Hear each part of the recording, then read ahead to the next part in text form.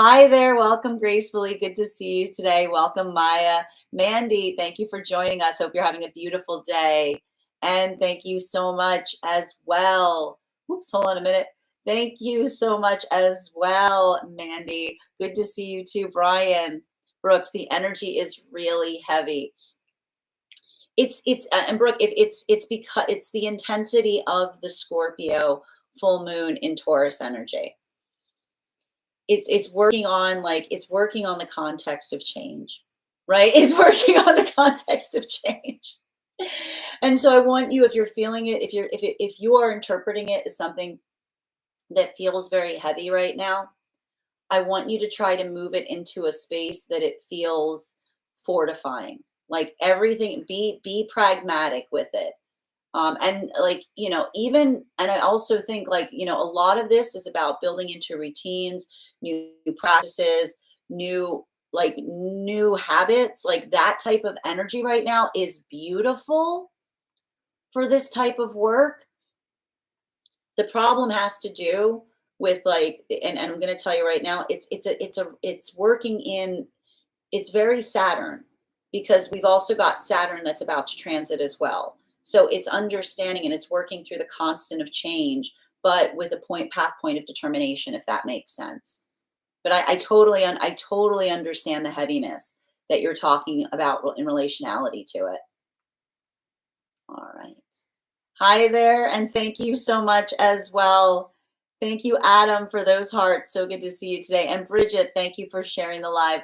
Always appreciate when you guys share the live.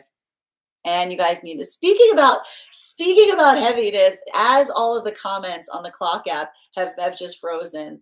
I was a little bit concerned about this happening with Mercury going into Taurus. I just think it's gonna be fine. It's gonna be fine. Okay. It's just gonna, I feel like it's gonna feel a little bit like a Mercury retrograde. Hi there, Samantha. You slept so much. I am so happy to hear that, Bridget. Hi there. What's up, Per? Good to see you today. Kay Megan, so good to see you guys. Please welcome our moderator, Kay Megan, in today. So good to see you, dear. Hope you're having an absolutely beautiful day. And good to see you, Per. Oh, hold on, I lost my spot. I've been repeating this mantra. I transform with ease. That is the perfect mantra for this full moon, Minnie. Like you've hit it on the head. I'm going to pin it here so others can see it. Right? It's working in the context of change. It's working through transformation. I love that. And so good to see you as well, Meg. Bookcase, welcome. Hi, the Lunar Fair was such a vibe. I will definitely post in Discord. Yes, please do. I keep on wanting, here's the thing about it. I feel like I always want to go, and I find out at the last minute, and I cannot do things at last minute. I am not a last minute person. Thank you. I'm so glad to hear it went well. I'm glad that the weather held out. Was the weather good? Okay, I was wondering why I was so strong. Like, you wrote stung out today. I imagine you mean strung out. Nighttime in Australia, full moon is right now. Well, the full moon, yeah. So I think this full moon is actually hitting around like 4 p.m. So yeah, it's going to probably increase in intensity in the next few hours. Hold on a minute. What are you doing? I don't know, Abe. What are you doing? What are any of us doing? Are you like, are you asking like in a profound way? Or are you asking like metaphysically, or like right now? Hi there, Adam. Thank you for sharing the live. Always appreciate when you guys share the live. Grand Rising, and hi there, Smush Mush. I love when you come in because I just like saying your name. I just like saying Smush Mush. Strung out. That's what I thought you meant, Kay. I knew what you meant. Thank you for helping me reach my crown goal, and Grand Rising too, dear. So good to see you. And Jess, thank you for sharing the live. Where were we? Oh, thank you for the compliment, Mush. It was chilly but dry. As long as it's dry, I'm not a last minute girly either. No, I can't. My neurodivergence can't take it. I can't. I got to protect the goldfish I keep in my head. Where do we go? I lost my spot 1 second. All right. Good to see you, dear. Um, Blanca, it hasn't peaked yet. Sheesh. I've been feeling the moon for 2 days now. Nope. I mean, unless I'm mistaken, and which could be the case, but I'm aware and where I believe the moon is reaching its peak today at like 4. If I'm off, you guys correct me, go for it. San, what are any of us doing? Nikki, good to see you. I'm like, yep, Scorpio full moon. Let's just go like full, like, let's just get fully metaphysical for a minute. Are you asking in a profound way, metaphysically? Yeah, I gotta check. It was just like, it was a very ubiquitous question. Grand Rising, Heather. Good to see you, dear. Oh, I did, dear. It was a busy weekend, but a good one. First Monday free. Oh, Nikki, I hope you're enjoying your day. Head goldfish. That description so fits here. Yes, that's what we do. I protect the goldfish in my head. All right, friends. That's what we do here with spirituality. The goldfish in my head honors the goldfish in your head that we are working to protect. I feel like that lately. What is life? What does it mean? That is a very Scorpio. That's Scorpio right there. Today was such an intense day. What do you mean it's getting more intense? I'm afraid. I mean, look, maybe my clock's off, but I'm just looking here and it's telling me the full moon isn't going to be at its peak until 4. Everybody's always I love that everybody forgets that a full moon does not necessarily happen at nighttime. It cracks me up. Like people are like, "Oh yes, the full moon." I'm like, "No, no, no. No, no, no. It doesn't have to be dark for the full moon to go full." So it's probably my Scorpio. Oh, it's definitely your Scorpio moon, Nikki. As I mentioned, friends, we are speaking about Scorpio moons. Well, we're going to do a couple of updates. First and foremost, the most important thing, tarot class is this week. And it's very apropos to this Scorpio full moon because we are going to be studying the death card. Don't worry, it's not that scary. We're going to be doing a full deep dive into the death card. We are going to be studying the history of the card. We are going to be talking about the symbology of the card. We're going to talk a bit about how you can read that card in any direction that it may appear in your own spreads. I'm also going to be showing you a unique spread that you can take with you out of that class. And all you need to do, if you would like to become a part of our tarot class this week, is mosey on over to my Substack and become a paid subscriber. Your paid subscription to my Substack is your ticket of entry into our live classes each and every month. You will also, as a monthly subscriber, have access to over 9 hours worth of material in the Tarot Church Library Archive. Now, it's not necessary to catch up. Don't get all stressed if you're just joining us for the class and you haven't caught up. I'm going to do my best to give you a recap on everything we've studied prior to this class occurring. But the material is there for you to receive when you're ready to receive it. You'll also have access to a one-on-one chat with me and the other students to ask any questions that you may have in relation to anything that we are currently studying or have previously studied. And if you become a founding member to my Substack, not only will you receive a discount on the full year's worth of classes, you will also have full access to the entirety of the Tarot Church Library.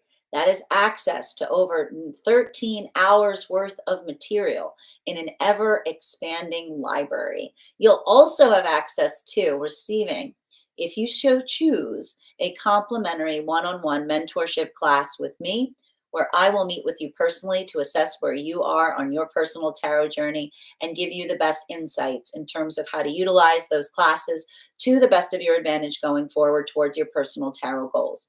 One of the things I tried to do in these classes was make them accessible to the absolute novice tarot reader as well as the seasoned reader. There's definitely something there for everyone. Don't let your lack of experience or your robust experience prevent you from joining our classes. And even if you don't become a paid subscriber to my Substack, I would encourage you to follow me there to stay up to date on new offerings or services. I also post my weekly newsletter there, which will let you know about my in-person events as well as my online live schedule. You'll also be able to read into my Mystic Meditation articles, which gives you a full update on everything that we've been seeing in the cards in article form. I also want to let you guys know that on top of my standard life path readings, I also offer mentorship classes. These are for any of my clients seeking a more personalized educational experience with me. I take a very limited number of students for this reason, as those classes are focused on each individual's personal, spiritual goals and journey work.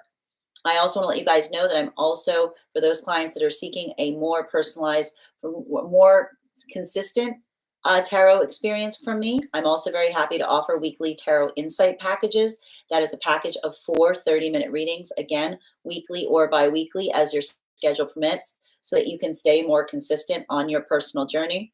I'm also very happy to now offer dream interpretation readings. You can purchase these per dream or as a series. I would encourage, if you purchase the series, that you start to keep a dream journal, as we will meet weekly or bi-weekly with that journal and utilize the tarot to understand the key themes and messages coming towards you in the dream space. That said, we are going to get started on today's daily collective read in the next few minutes. If you would like to get on the list is open.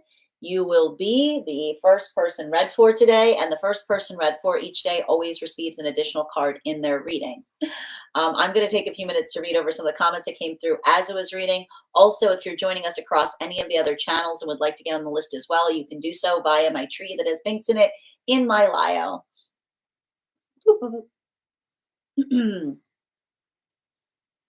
Sin, what are any of us doing? I hope you had a great weekend as well, Heather. I feel like that lately.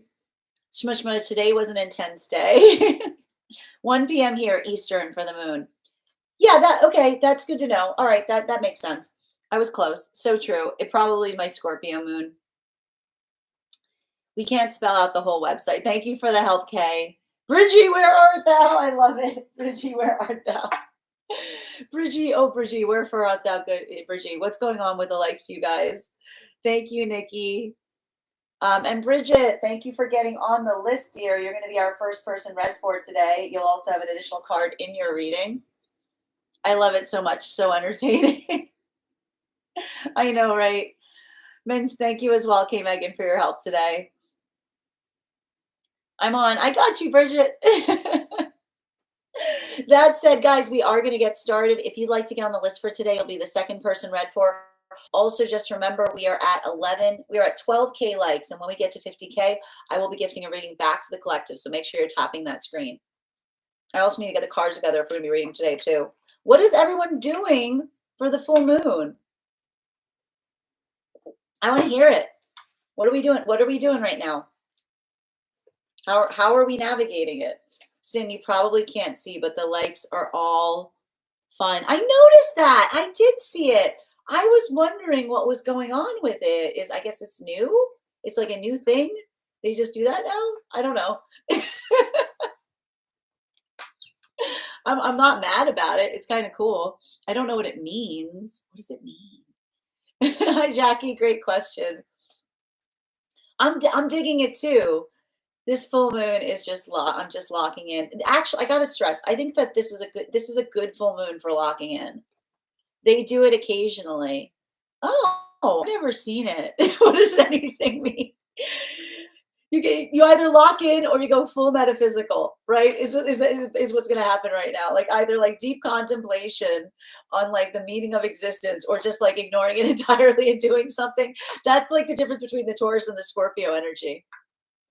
Sin is digging into the meaning of everything. I mean, I try to. Existential crisis, full moon. Existential crisis, full moon. Yeah. It's kind of like if you have more earth placements, it might feel a little more like that. Taurus season has got me a new job, and Scorpio full moon is helping me adjust to the changes. That is absolutely beautiful, Kay. That is like a sweet spot for this. I want to point this out. It's nice. I'm going to tell you, I think this is a good full moon to be like, look how far you've come, right? Like that is the energy of this full moon. Like, look how far you've come, right? Like like it's a little like this, you know what I mean? Like, like good job. I'm in my element with this full moon Scorpio stellium here. Oh yeah, no, Bridget, you're like Elmo, like with like the fire around them. You're like, yes, transformation. And thank you for those gifts, guys. As I mentioned, friends, yes, I've come a long way. Exactly. I'm still scared with my Scorpio moon. Yeah, but like the problem with those with Scorpio moons is like you kind of like to be scared. Like Scorpio full moon. I don't know when Scorpio moons say to me, I'm scared. They're like, I'm scared, but I kind of like being scared. When are you not scared? Like you're like Scorpio moon is like scared or bored. Ooh, kind of scared. The transformation's been chaotic, but my motto, a win is a win. It is. It's a win is a win. It's a win is a win moon. I'm like, what's gonna happen? Yes, exactly. I have so much Scorpio placements in my chart. Well, those like here's the lol scare me again. Exactly, Bridget. Yeah, it is. It's like, like boom, like do it again. Um, with those with a lot of Scorpio energy, I feel like Scorpio and Libra right now. Like Scorpio, I'm gonna walk you guys through it before we start the reading. I mean, I think we've already gone through the litany of grievances that is this period.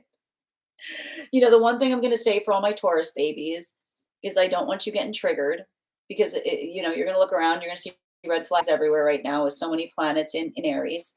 Um, for those with my Pisces placements, working through abandonment wounds because the planets have been moving out of your house. For those with Aries, working through intimacy wounds because everybody keeps coming in your house and they won't leave you alone. We're going to get through it together, guys. We're going to get through it together.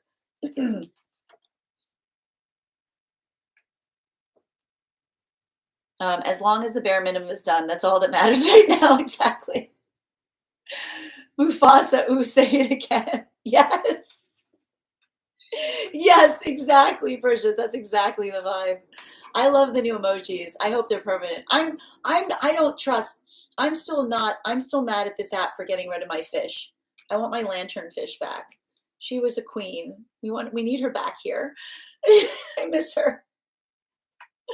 All right, friends, we're going to get started on today's daily collective read. If you guys could do me a favor and share this live, I would appreciate it. Make sure anyone who would like to catch this reading live is here to receive it. Also, remember, we're doing 2 giveaways right now. Our first giveaway is we'll be doing a giveaway and we're going to gift a reading to the highest gifter. I wrote gufter, not gufter, gifter, between now and the conclusion of the daily collective read. So make sure you're tapping that screen. I wish you a lot of luck if you're aiming to win that. We're also doing a giveaway. We'll be doing a drawing when we get to 50K. We are already at 16.2 likes, guys. I have full faith we can get to 50K before the end of the daily collective. Also, look, we got all these fun little emojis now when you tap the screen. And when you tap the screen, most importantly, it encourages the app to push this message out to those who have not received it before. So thank you so much for helping to share this message. Hi there, Alexandra, Lilium. I'm just popping in for 5 minutes before work, but I just wanted to say happy full moon. Happy full moon to you, dear. I hope work goes well today. And I hope you're enjoying. It's a weird one, but I hope you're enjoying it. We're about to get into it. Also, yes, Bridget wants me to tell you to join the team. I don't know what that means. I don't know what it means. I mean, maybe it means like our you got my back. I don't know. Just go into, there's like a little, there's a heart that says join my team. Hit that. It's something nice. I don't know. Something nice happens. Do it for me. Do it for Bridget. Bridget's trying to help me help myself here. I know they got rid of the lanternfish. I was very upset about it. All right. I hope they bring her back. We should start a petition. Okay. All right, friends. And just a reminder to those who are joining us across the other apps, if you would also like to get on the list today, you can do so. All you need to do is head over to my tree that has links in it in my bio, and you'll be added to the list. If anyone wants you on the list right now, you'll be the second person read for. That said, no better time than the present. Why don't we get started? Welcome, everyone. Happy Monday. I'm the Grace Strega, and I'm here to give you your daily collective read for today, Monday, May 12th.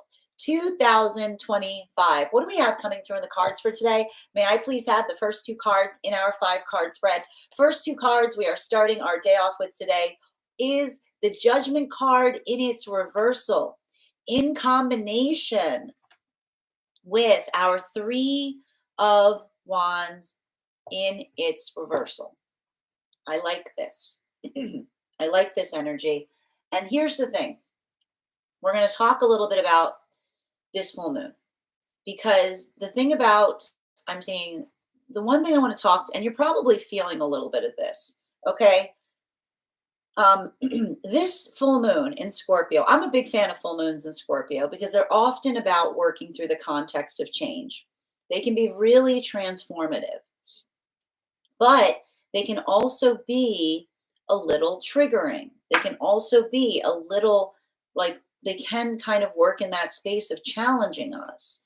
But but here's the thing. I already got 2 more cards out that are center cards for today's spread. I'm going to put those here. You know, a lot of this work that we're seeing that's happening, specifically and particularly over this cycle, has to do with working through the incongruity of the fact that we're having the Scorpio full moon in Taurus energy. And it has to do with working through the lessons and understanding how difficult change is. But when we're doing that work in looking at things with a point, when we don't work, and it also has a lot to do with healing the ego at the same way. Because when we're in the space of being too rigid, right? When we're too much in our ego, and the reason we call it like being fragile in the ego is that the ego can't navigate change very well, right? The ego wants to hold on to things. And often when we're holding on to something too tightly that doesn't energetically serve us, it feels like we have breakdowns, right? We have those moments that feel they feel like they take us apart. But when we're doing the work effectively, right? When we look, like when we investigate, when we try to understand our own weaknesses, this is how we become energetically stronger, because we don't look at, and this is why we have to heal from the falsehood of perfection, remembering that perfection is a cardinal direction. It's not something that you can find on the map. And the irony is that when you work, often, what does it feel like when you're becoming perfect? Like the journey of becoming perfect often feels like you're just getting better at failing. It's often those moments that you identify and you recognize and you work on something and you work on something and you work on something and you work on something. And sometimes you can't even tell how far you've come until that day arrives and something reminds you of something, and you look back and you're able to chart your progress. You're able to see what that looks like. And so I feel like the thing with this Scorpio full moon happening in Taurus season is it's it's working in the positive space of identifying what resilience and determination bring forth, right? And a lot of that work, it feels often incremental, right? It feels like baby steps. But that ability of doing so, that's also identifying something that we've become stronger at. And this is why we do that, because we keep on talking a lot right now between, and this is, I keep on getting, the thing is, and I just got to tell you guys, this is just the message coming through. Mercury being in Taurus right now is going to feel a bit like a Mercury retrograde. It's going to feel a little bit like a Mercury retrograde. Mercury does not like being in Taurus energy. It's like, it's too heavy. It's too dense. It's like, but that's what's beautiful about it, because when we do something we're not very good at, but we give ourselves the ability to try to learn, right? We work in that determination point, right? It feels like it's something that becomes stronger, right? It feels like that appreciation of what it takes to become strong in something that you're not necessarily good at, right? And that's the work that we often do when we're identifying and recognizing and moving towards our manifestations, right? It's not just about being comfortable.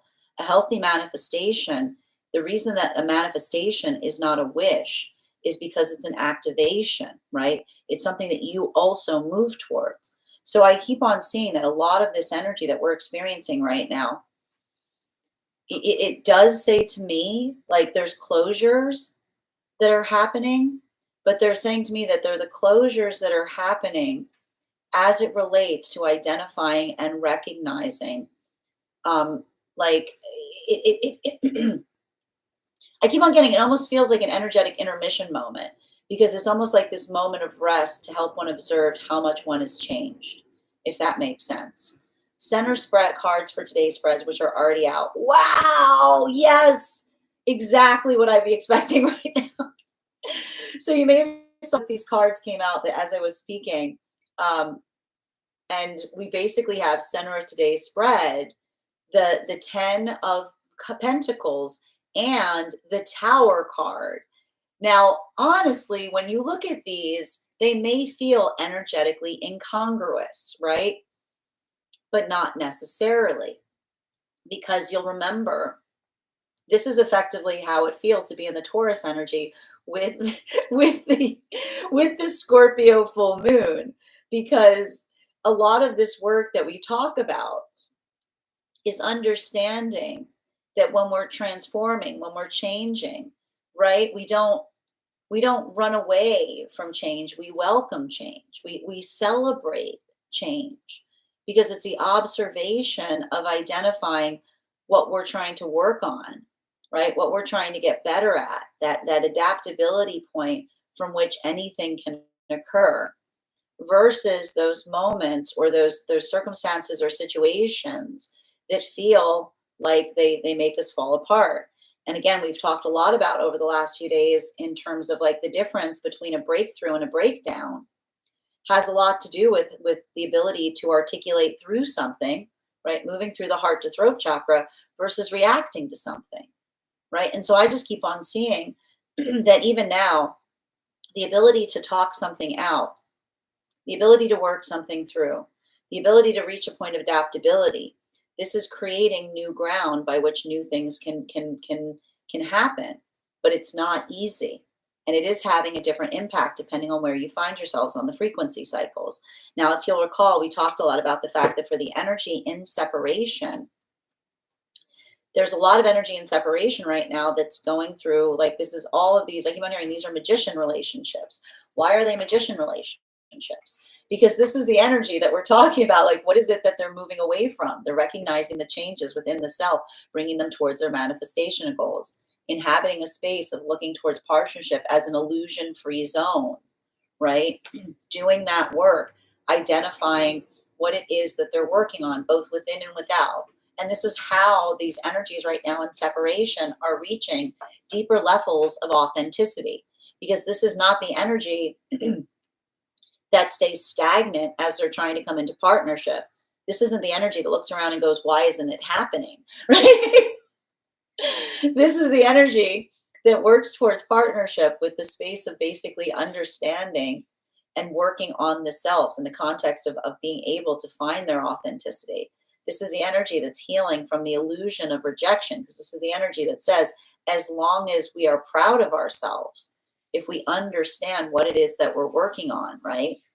Almost like coming towards partnership in a space of not being perfect. And then immediately healing from the modality or the fear of rejection. Because if you're in your authenticity, if you're energetically authentic, if you're energetically proud of what it is that you do and what you're trying to accomplish, if you meet a person that navigates you in that modality and they have aversion to it, you don't perseverate over it. You don't worry about it. Because again, and this is what we talk about here about the misconception that non-attachment means that you don't care about anything. But non-attachment doesn't mean that you don't care about something. Non-attachment effectively means that how another person holds you, right? The esteem that they bring to you right? We don't worry about, or we don't agonize over it, because effectively there's only an energy within another that we are responsible for, and that is confusion, because we can always bring clarity to that space. So that's why I keep on seeing that a lot of these new partnerships, they're hitting the ground running. They're doing the hard part first. they're not beating around the bush. They're not waiting for the ideal time. And I feel like there's a lot of that energy here, because in that modality of recovering from some kind of misconception as it relates to past relationship, this is a relationship that, again, this is why they're magician partnerships, because they're saying clarity in all things, right? They're giving each other that benefit, and they're creating in that space of being able to articulate through things with a practicality that the other is potentially seeing as very refreshing. This brings us to a lot of the energy right now coming into divine union. Can I get 2 cards, please? We've got here the 4 of Swords in combination with our 7 of Swords in its upright. This is a lot of Saturn being on the move right now, is what I'm seeing. A lot of, I keep on recognizing and identifying a lot of this work is emotionally bittersweet. And especially for the energy coming into divine union, you'll recall one of the things that we spoke about that is difficult is recognizing and identifying. I think I just mentioned the fact that for a lot of that energy coming into divine union, going into a heart opening right now, this is the energy that, and I want to describe this here. There's, and this is what, and everything I keep on seeing, remember, this is what we've talked about, being able to release sadness, being able to release grief.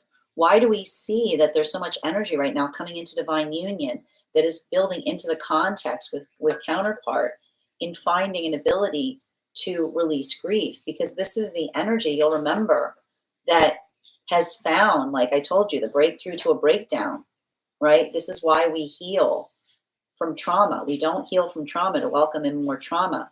We heal from trauma because often when we haven't done the work of healing from the trauma, when we enter a healthy space, it almost feels like it's not real. But this is the energy that's healing with one another, because they're giving each other that reality check.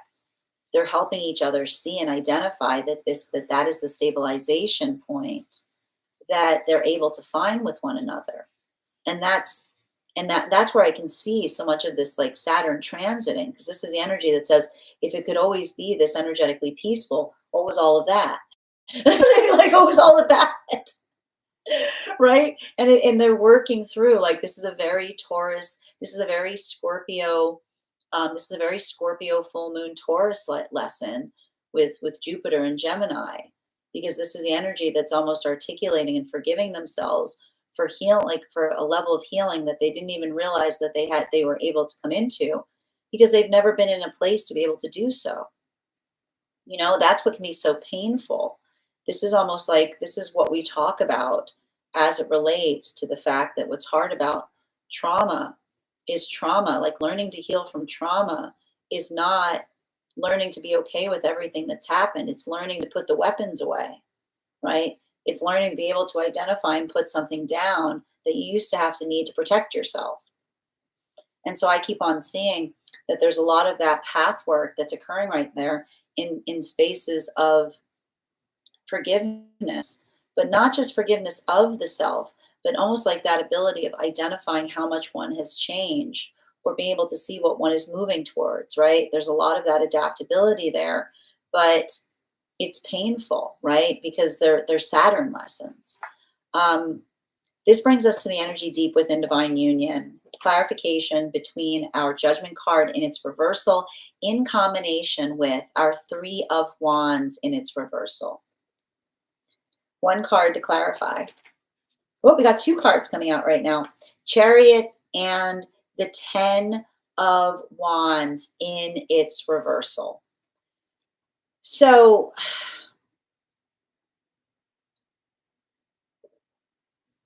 one of the things that I'm seeing here has to do in relationality to, and I just kind of want to describe like what I'm seeing here. Um, this is interesting because I'm seeing that for a lot of the energy deep within divine union right now, there's a lot of this. There's a lot. This is like I'm just seeing a lot of energetic release that's happening, and also like a lot of relief to a certain extent. Like there's something that's very important that's occurring in relationality to this because it feels. Um, and I want to stress this, and we've talked a little bit about this. Um, there's a lot of the energy that's articulating and looking for things that they could be doing better. I just keep on seeing there's a lot of that heavy intensity or heavy scrutiny of the self that is occurring deep within divine union. But that's what's really beautiful about the doing that work, because I see even now that for a lot of the energy deep within divine union, looking and identifying and trying to work on something that you're trying to do in a better way, like it feels like I feel like this is a full moon that opens up a lot of that fastidiousness.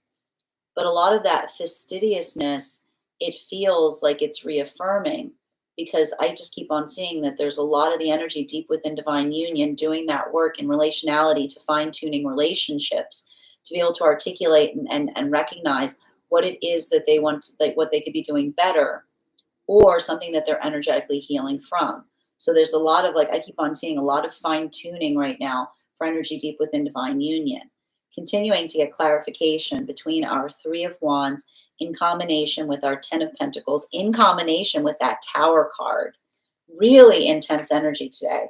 There is the Lover's card in its upright.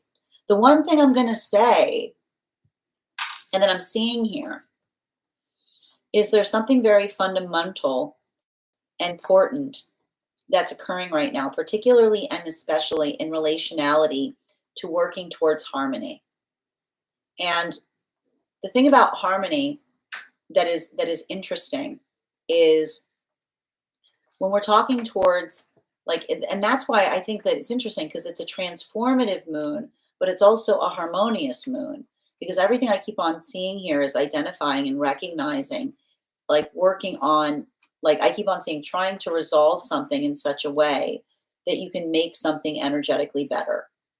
Like, right, like there's, and that's why I keep on hearing that there's this message that's coming through with Gemini season in relationality to disassembling something in order to build it back in a better way.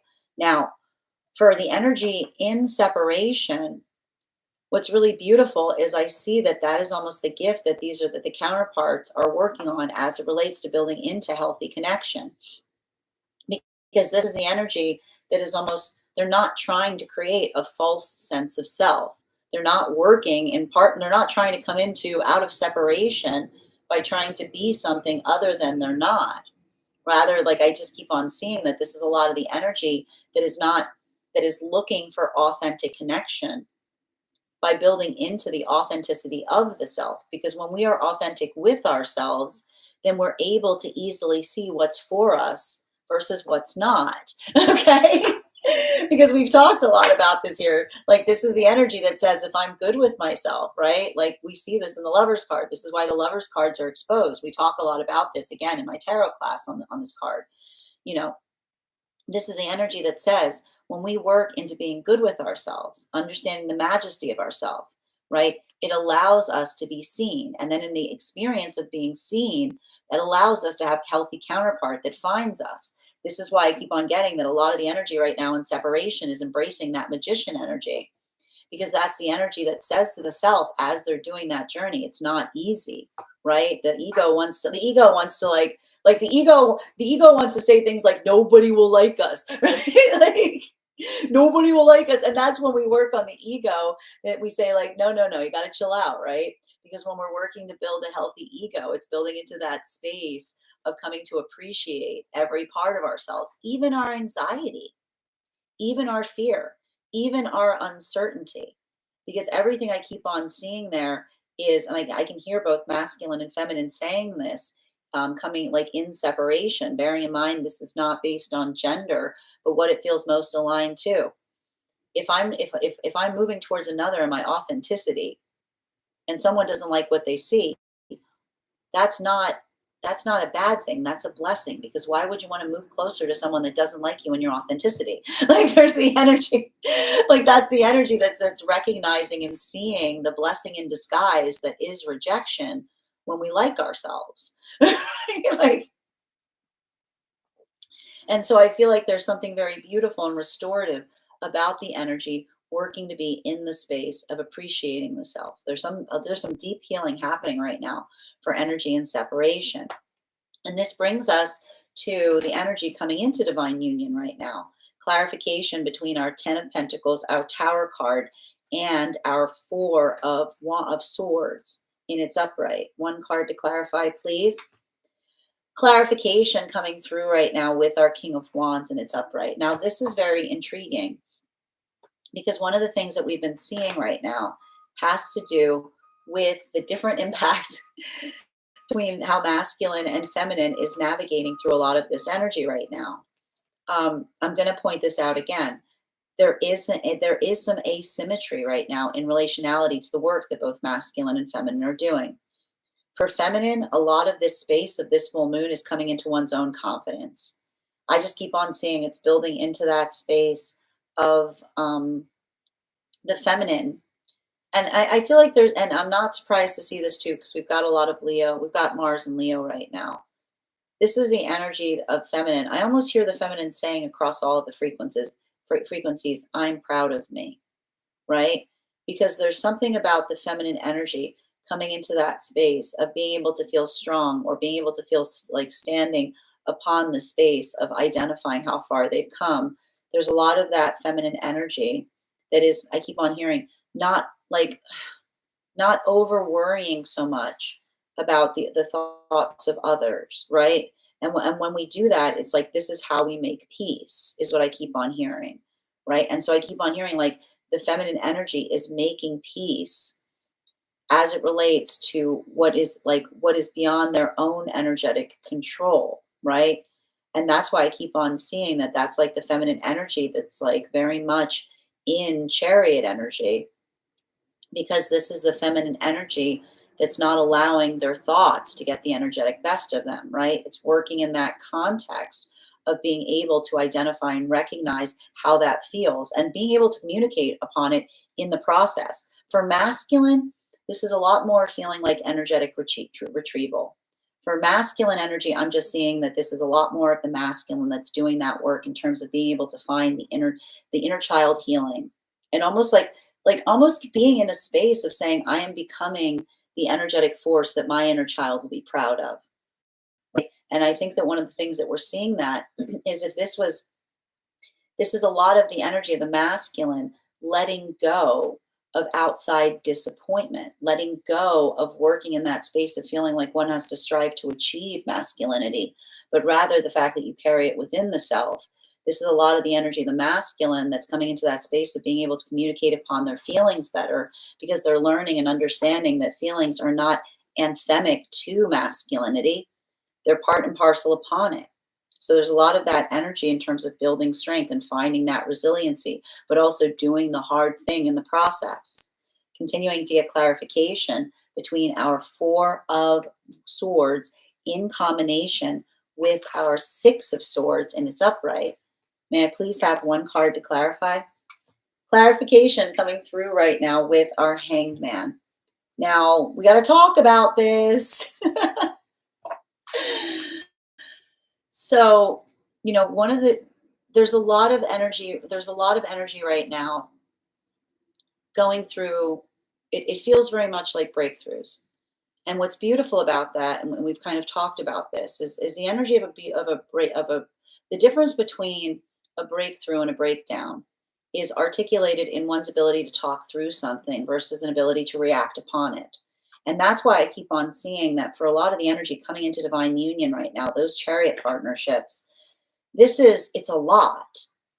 I just keep on seeing that this is the energy that's communicating in ways that they never have before, sharing their journeys, but not just sharing their journeys, but seeing their journeys in different ways.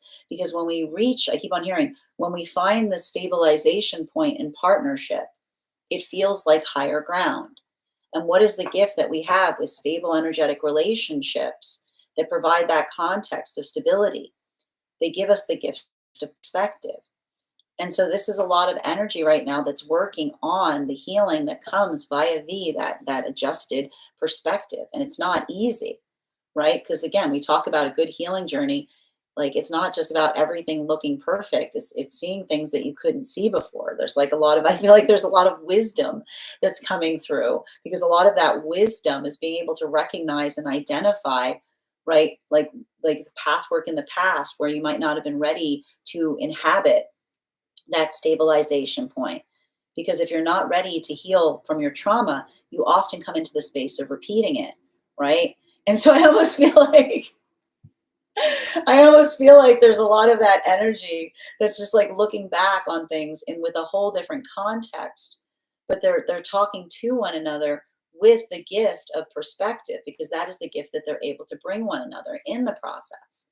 Now, for masculine and feminine that are deep within divine union right now, clarification between our chariot card in its upright, the 10 of wands in its reversal, and the lover's card. Can I please get one card to clarify? Clarification coming through right now with the justice card. Yeah, this is interesting because I feel like what we're seeing that's happening right now for a lot of the energy that is deep within divine union. And I think it has a lot to do with that shift of Mercury into Taurus. I feel like I see a lot of that energy moving out of temperance and into justice. Now, what's important about that is you have to understand that the justice card is the identification point of finding and working towards balance, right? It's not easy. It's not easy. It's not easy when you're doing that kind of work, right?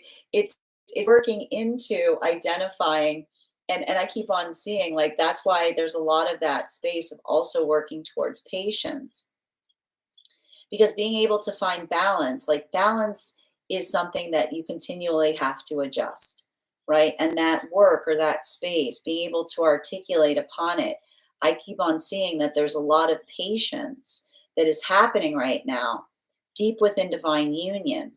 But it is the patience of being able to amplify and articulate like what it means to be able to find that space.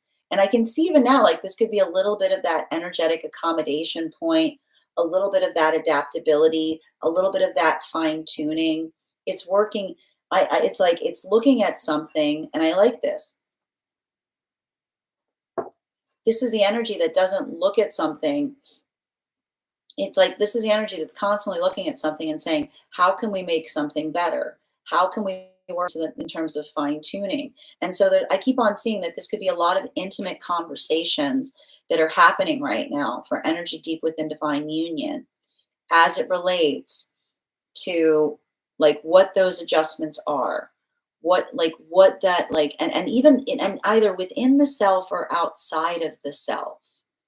And it does feel like a little bit of orientation as it relates to looking back upon the pathwork of the past to appreciate. It's like it feels both like celebration in terms of recognizing and identifying benchmarks in the self while simultaneously setting those intentions going forward.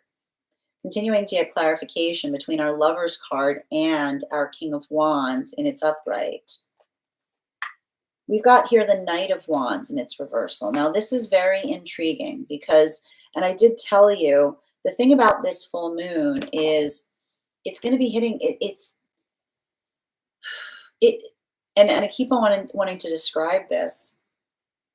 A moon like this can feel a little bit difficult because like a lot of the themes that often identify with a moon such as this is looking at what one has work to do, like where the work needs to go, right? And that's why, like, if you're in a healthy space, it's like you don't shy away from doing a little work, right? It's like it's understanding the accommodations, because we talk a lot about here about the fact that like a good spiritual journey is not one that you say, that you look around and say like, I'm perfect and everything else is wrong around me. Like that's not a spiritual journey. That's a righteous journey. Like that's somebody, right? Like it's not working. If you're more in the space of working towards aversion, this could feel more frustrating, right? But in that ability of being adaptable, in that ability of being able to see something and be like, oh, I could do that better. I could adjust that. I could, you know what I mean? Like when you're in that space of excitement in relationality to working towards perfection, then this is a good moon for that, because it allows for those points of like, a recognizing where it is that you want to transform, right? Like, but if you're more in the space that and we talked a little bit about this, like holding on to something and refusing to let go, like that's what can sometimes, like a moon like this can sometimes create more of a pain point, because, and we talk a little bit about this here.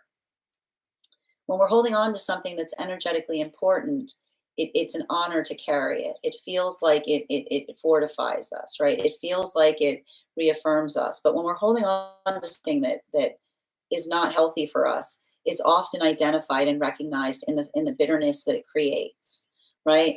Because that space of bitterness can often be indicative of the fact that the ego is holding on to something, right? And the higher self saying, like, and we talk a little bit about this here, like that when we carry trauma upon things, it's, we cannot, we cannot, we can't, we're not responsible for the trauma that occurs to us, but how we carry it makes a big deal of difference, because those moments that we understand that we're holding on to something that doesn't feel like it creates that positivity point. Like I see that there's a lot of work right now that's potentially happening in this moon in recognizing like what those wounds are, also to how to kind of recognize how to shift them into a space that feels like they fortify instead of create those points of feeling energetically weak. And that's what I meant about this being a heavy moon of both contemplation and activation, bearing into the aspect of understanding like what it feels like to be able to put your heart towards something that matters. Continuing to get clarification between our King of Wands in combination with our Hangman energy. One card to clarify, there's that Four of Wands in its reversal. Now, the thing that we're seeing here to a certain extent, and I just want to kind of point this out, because like a lot of this work that we're identifying here, and I have to describe it as, and this is here's, and this is what's great about it is, in one way we could look at the Scorpio full moon and Taurus season and feel like it is energetically incongruous, right? In one way we could look at it and say the Scorpio energy doesn't like being in the Taurus energy. But ultimately the thing that we're actually understanding is this is the Taurus journey. we're gonna be talking a lot about this when we have our class on the death card this week, right? Because every sign comes to work on something that they're not great at. Okay? Like it's the full journey of being able to recognize and identify the difference between a gift and a talent is something that like you have to work towards, that helps you come into a space of getting energetically better for it. And so, especially for those who carry a lot of Taurus placements right now, this potentially could feel like a volatile full moon, depending on your relationship to how one navigates the work of change. And we identify this with those with heavy Taurus placements. Taurus sometimes have a less than positive relationship with the perspective of change at times, because the thing about it, and I feel like often like that gift of change frequently tries to help Taurus on their journey by saying like change is beneficial, right? Like like the ability to change helps us expand upon and build into the sense of learning and finding that deepening sense of what feels like it is for us. But, and we've talked a lot about this during this Taurus season, the paradox that often those with Taurus placements have to experience is the fact that it's very hard for Taurus to find comfort, right? They've got a very refined sense of comfort. And at the same time, it's the understanding that when you start with a little bit of comfort, in order to find more comfort, what do you have to do? You have to get out of your comfort zone. You have to do the thing. You have to do the thing that feels like it's hard to do. You have to push past that fear. You have to push past that anxiety, because what happens when we navigate and we work outside of our comfort zone, right? It fortifies us, because that's like being able to, like, it's a journey of finding the greener pasture, as it were, right? It's going through something that is difficult, not for the sake of understanding what it means, but being able to come to the joy of what's on the other side of it. And that's why you'll often see that those who are like in Taurus, like, well, are often like they come into that space of finding their groove, right? They do, like, they find that comfortability point. And this is why the Taurus energy is often the energy that articulates upon majesty. But when we're stuck, right? Like when we get stuck into something, right? And it doesn't feel like it's helping us find ourselves, but we're afraid to come out of it. Where do we, what happens? What do we call that? We call that a rut.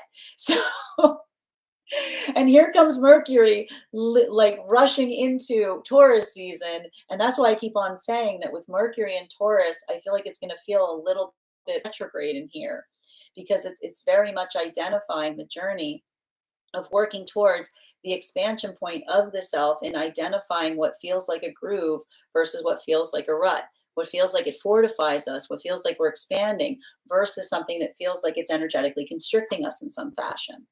Continuing to get clarification between our Justice card and our Knight of Wands in its reversal. Can I get one card to clarify, please? Oh man, this card like hotcakes right now.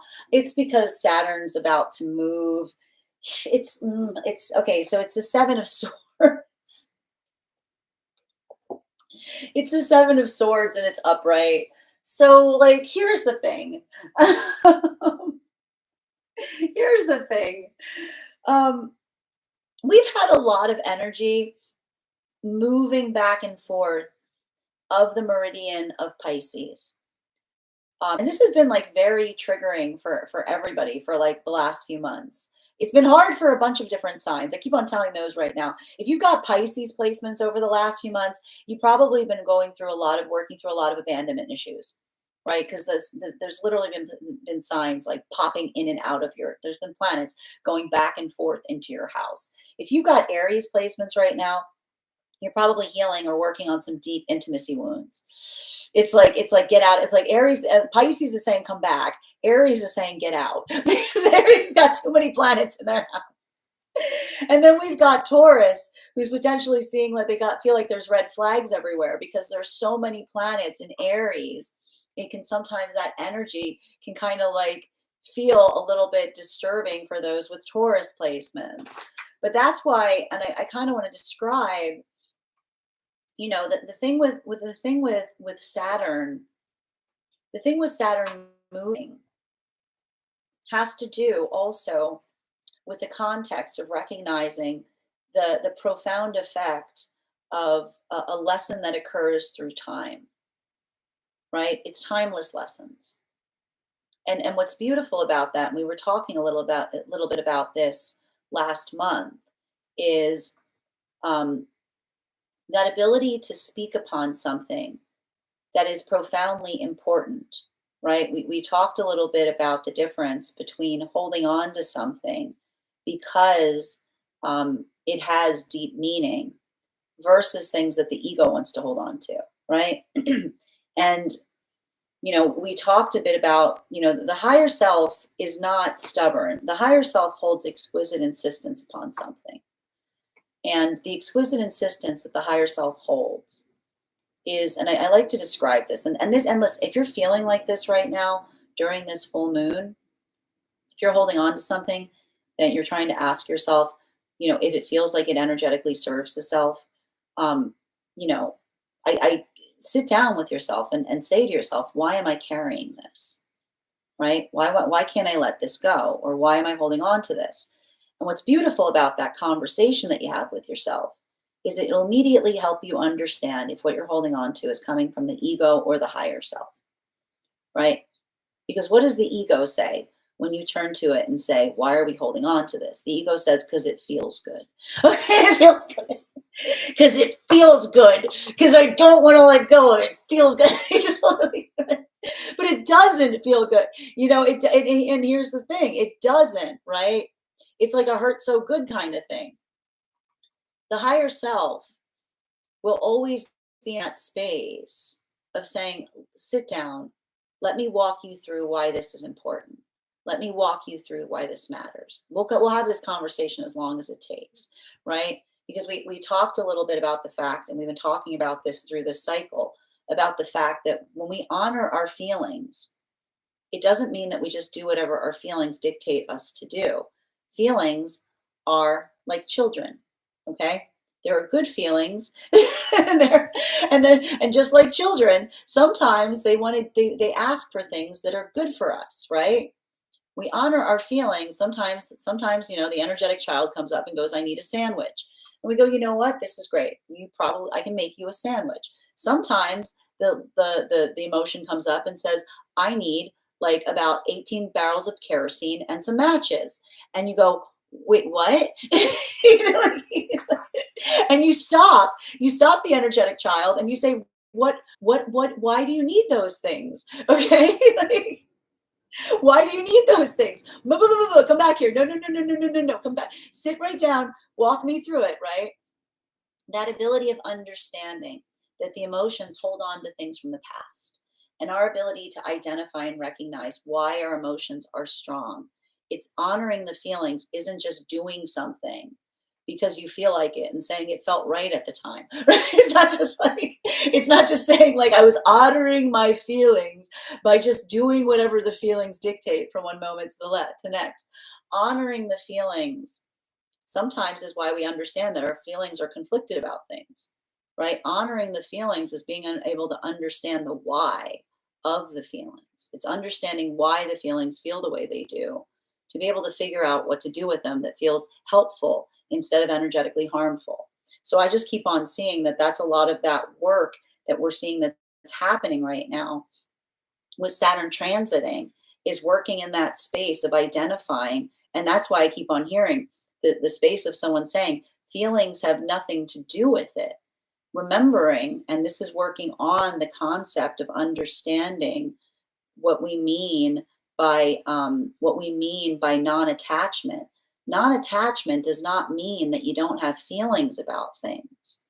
Non-attachment means that you're not governed by your emotions, because often there are the difference between working in a space of energetic maturity is not being governed by one's emotions, right? It's understanding and operating in the context of what feels good and what is good, right? So that ability of doing so, recognizing and trying to figure out that path work here. I feel like there's a lot of this energy that is working on during this full moon, identifying and working through feelings to understand what feels like it is fortifying, what one can do to make something feel better versus what one needs to let go of because it's not serving any energetic purpose to carry it. And that's hard work, right? That's painful. It's difficult because you have to look at what you're carrying in order to do so. But this is why we talk about the fact that when we heal intimacy wounds, we don't navigate them from a place of aversion. We often have to go back into things to be able to pull back out something that's important to us, right? It's like working in that context of appreciating and finding the majestic force of the self. And that's not easy because it's not about, again, but here's the thing, a good journey isn't about finding the path of least resistance. It's about feeling the weight of honoring what you're carrying and understanding why. Continuing to get clarification between our Knight of Wands in combination with our Four of Wands in its upright. One card to clarify. Nine of Pentacles in its upright. So it's interesting too, because we've got a lot of 7 energy out today on the table. There's a lot of 7 energy out. There's a lot of 7 energy out. And, the thing about working through 7, like the context of that is there's conversations as it relates to perfection. And here's the thing about it. This is the irony, right? Perfection is, and we talked all of, and there's going to be a lot of irony happening right now with Saturn moving. But the thing about working on perfection is understanding that when we when we look for perfect, those who look for perfect live very unsatisfactory lives. They're very disappointed all the time, right? Because you can't find perfect. Perfect is not something that is found. Perfect is something that is made. And when we recognize that, right? And that's the thing about it, that ability of identifying and recognizing and putting the force of energetic effort into something to be able to perfect it. This is how we love, right? And I'll challenge you if you feel like this. I want you to think about anyone you care about. Now tell me right now, do you care about them because they're perfect? I mean, it's not a thing. We love each other in our eccentricities. We love each other in the small things that make us energetically unique. And that ability of identifying and doing that work, right? It's not about, it doesn't allow for that path work that feels like it's an energetic excuse, right? It's not that space of saying, I keep on hearing no perfections, but no excuses either. And what does that mean? That is majesty, right? Because when we work in the space that says no perfection, but no excuses either, right? We don't say I'm not perfect as a way out of responsibility. Okay, we don't say like no, like you did it, like it's not an excuse, it's a call to action. Okay, it's not to be stated as the articulation point of doing nothing. It is the challenge to do everything. Because once you recognize, listen, here's the way it works. You will never find perfect, but at every opportunity you are called to create it. Then it changes the way that you see the world, because you don't look at the world as broken. You see the world in a space of constantly being in a place of needing a little bit of repair. It's like, and guess what? You're the screwdriver. Like you can be the energetic screwdriver to situations, right? And so that's what we talk about when we look towards the world in that way. And that is what we try to do in a healthy spiritual space, which is not perseverating and working into the anxiety point of aversion that says, and we talk about this here, avoiding spirituality that makes you feel like you're too great, right? If you're on a spiritual journey and you're like, it's great, I believe in something that makes me perfect and everyone else sucks, that doesn't sound like a healthy spiritual journey. That sounds like something that feels very indulgent to the self, right? So that ability of doing so, that ability of being energetically adaptable, not looking at something and saying, this is terrible, I'm leaving, but what can I do to help? Like that space of, again, working in the context of being able to build into that expansion point. This is happening across all of the frequencies. Now, for the energy and separation, I keep on seeing that. This is why I keep on identifying. Like, I just want to show you the energy that we see right now in separation. Look at the beauty here of the 9 of Swords. The 7 of Swords in combination with our 9 of Pentacles, right? And is this energy that's encountering one another and saying, I'm perfect, everybody else I've ever met has just blown it? No. Like, this is the energy. This is the energy that says, I'm working on it, right? I do my best to understand my blind spots. I do my best to recognize what I could do better. It's not that space of saying that everything has always been perfect. This is the energy that says, I find the blind spots because the blind spots are a gift, because they show me what I can work on to make perfect. And so that's why I see that a lot of this energy, having those hard conversations, like I keep on seeing like a lot of these like Band-Aid rip moments, just like getting right into it. But this is the energy that almost says to one another, better to have the conversation now than become too energetically invested only to find out that our paths deviate, right?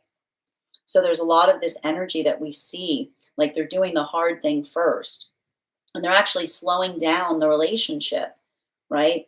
Because they're trying not to get ahead of themselves. But even in that space, that is the energy of growth, which is, again, building into a point of cautious optimism, but also with a lot of care, right? And that like that considerable effort of putting the work in, that they're identifying and showing each other that they know what it means, that a relationship isn't just a cozy place to hang out. It's somewhere that you put the work in. Continuing to get clarification for the energy coming into divine union. Final, we've got, and this is a lot of the work that we're seeing right now, that is almost saying to one another, like, this is, I told you, this was the reality check. And I will say that there was some energy that potentially did, like I keep on hearing, there was some energy that potentially went through that heart opening and fell back into separation. But it's a very small margin, is everything I keep on seeing here. Because everything I keep on seeing about this is understanding that, I feel like there's a lot of energy that's understanding and recognizing that, and this is why we heal from trauma, because never are we more at risk of losing the things that we desire than when we come into the space of balance and peace. Because that insecurity, that falsehood, when we find peace for ourselves, but we're used to trauma, it sometimes feels like it's not real. But then that ability of doing so, to build into the context of the energy, what are they saying? They're looking each other in the eye and they're saying, this is the stabilization point. This is your healing from a volatile past. And that ability of doing so and recognizing and identifying where that work is, it creates the ability of feeling the stabilization point to be able to maintain the stabilization of partnership. And so that's why I keep on hearing, what is this energy saying as they're coming into divine union? I've got work to do. They're finding healing that they didn't even know that they had to heal, because often the gift of our hearts is that the heart will hold things until we're ready to receive them. Until we're ready. We can't work on that yet. Nope, this is not the place. This is not the place for it. And then we find the healthy we find the healthy relationship, and then the heart opening happens, and all that trauma we've been carrying is like, surprise, surprise. So bringing us into the energy deep within divine union right now. And I see for a lot of the energy deep within divine union, it feels like energetic it feels reaffirming. It feels patient. It's working on patience. I keep on saying that there's a lot of energy right now deep within divine union building into the justice card. So it feels to me like it's temperance into justice, which is saying that that's the space that says, like, balance requires the ability to be able to be energetically patient. And patience is being able to observe progress, and building into that context of progress. It's not like I keep on hearing, it's not something that you do moment by moment, but charting one's own progress over a longer span of time. So I just keep on seeing that there's a lot of that energy there that's appreciating and building into the space of what it is they are, where they are presently, and how far they've energetically come. Final card for today's spread, between our 7 of Swords in combination with our 9 of Pentacles in its upright. Oh, I love this. We've got our Page of Wands in its upright right now. And I think that there's something really important to be, and I want to point this out. And if you take a look, if you head over to my Substack, you'll be able to see that we've had this card popping up as well over the last few days. It was bottom of the deck. It wasn't the last reading we did, but potentially the reading before that one. But there's a lot of, this makes a lot of sense too. This, and it also has to do with Chiron. Hold on. I just need to see something. So there's a lot of work that we're seeing that's happening right now as it relates to healing the inner child. And that's why I keep on reading the fact that for masculine and feminine right now, these are asynchronous lessons, which means they're representing and they're appearing for masculine and feminine in different ways, but it's all to the same desire, which is a lot of that journey we discussed, of the journey of the Stoic heart. Remembering that a Stoic heart is not a stone heart, right? And there's often been this disambiguation that tries to paint the space of saying, like, the success point and the victory in something is not feeling.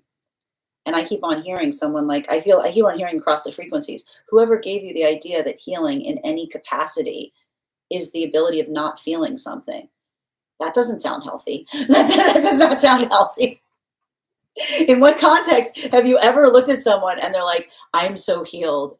You can touch this. I don't feel anything." Like that's not healing. That's concerning. That's concerning. You should get that looked at. You should get that checked out.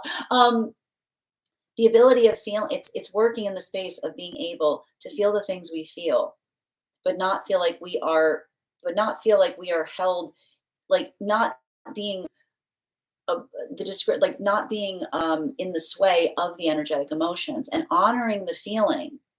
Honoring feelings does not mean that you don't feel anything, right? Honoring feelings does not mean that you do whatever you want for no apparent reason because you felt called or inclined to do it, and then say, "I was just honoring my feelings." That's what a child does, right?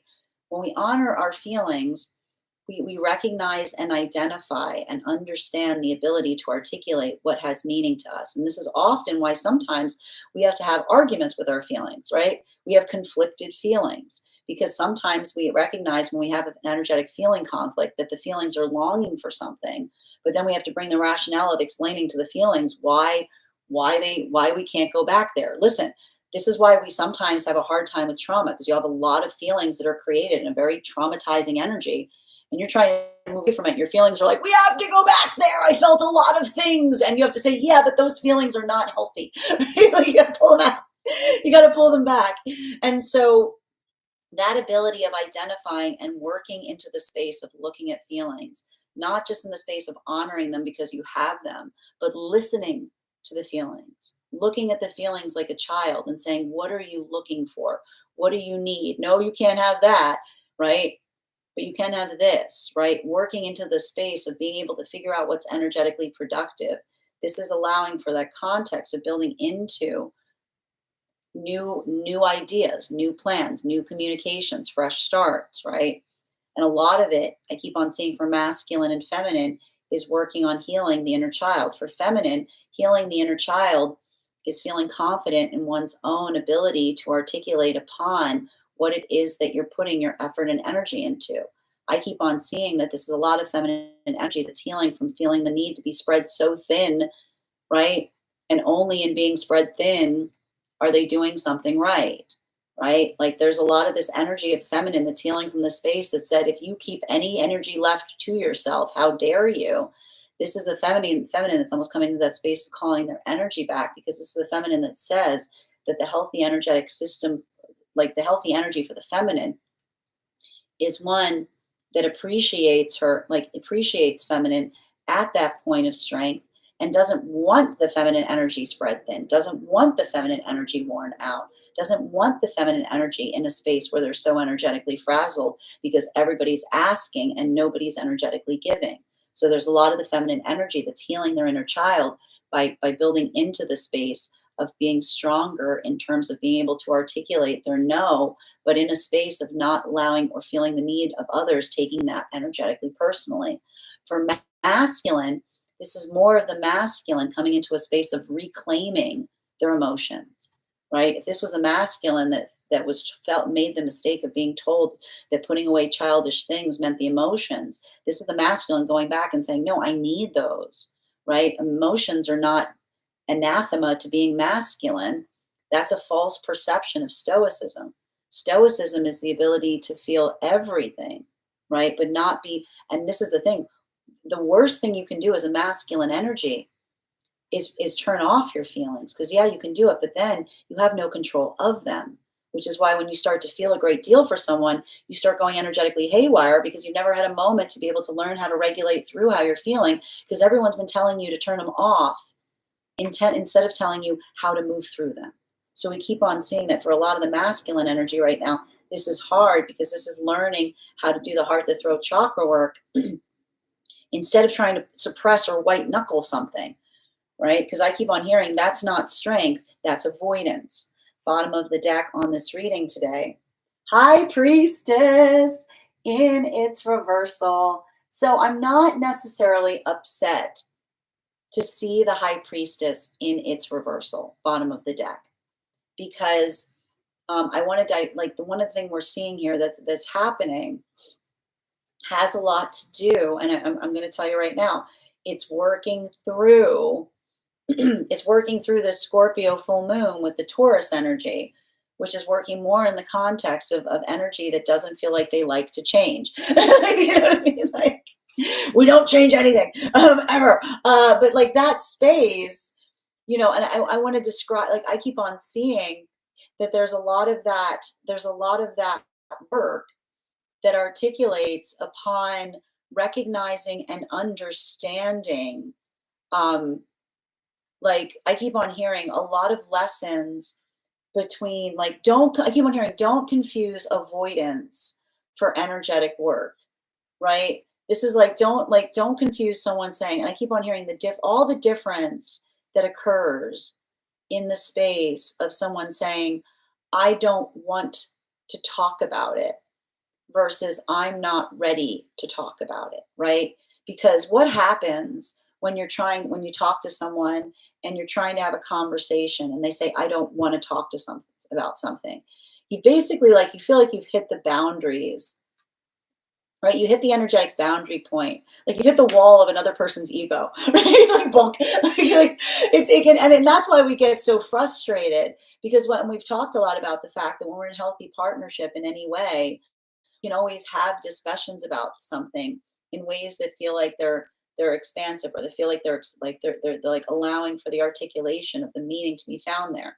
But that's why there's nothing more debilitating than when someone says, like, I don't want to talk about something, because it's like that foot down, like, it doesn't it like it the silence that occurs is working into the space of energy, like circumnavigating, right? Instead of dealing with it. This is everything that we're talking. You feel like the only way out is through. Like the higher self is always like, the only way out is through.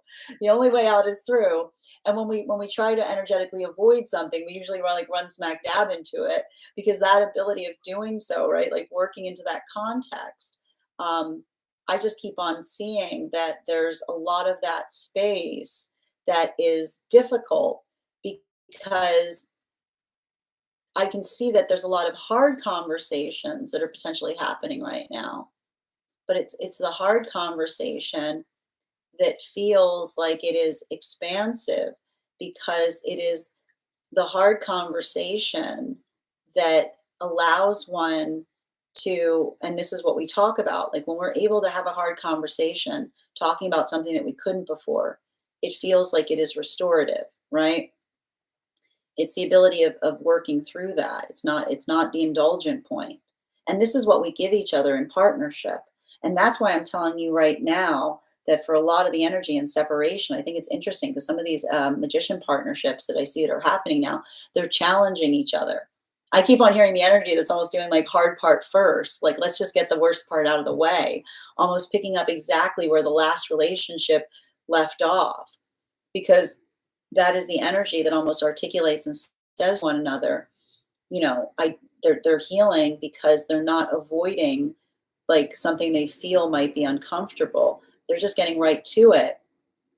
And in that moment, I keep on hearing they're relieved from it, because someone is saying to each other, it's so easy to talk to you, because they're already tackling problems that they couldn't eat, that were like off territory in some other, like, or feeling like they had to like tiptoe around someone in the past relationship as it relates to articulation upon something.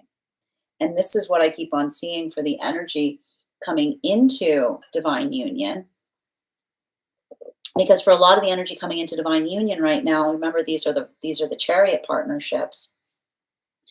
And this is the thing that's hard about it, because for a lot of that energy, holding on to something that you didn't know you were carrying, this is the difficult thing that we talk about with trauma. Sometimes we don't know the trauma we have until we're in a space of energetic safety that helps us recognize it for what it is. And so that's why I keep on hearing like new healing unlocked. But it's like, it's the healing that's unlocked that almost feels devastating, because like, what do you say in that moment? I never knew. I didn't know this joy was possible. I didn't know it was this easy.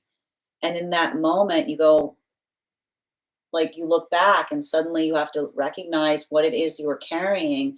So there's a lot of, I keep on saying that this is a lot of the energy coming into divine union that's uncovering a lot of unresolved trauma that they might not have even recognized that they were carrying.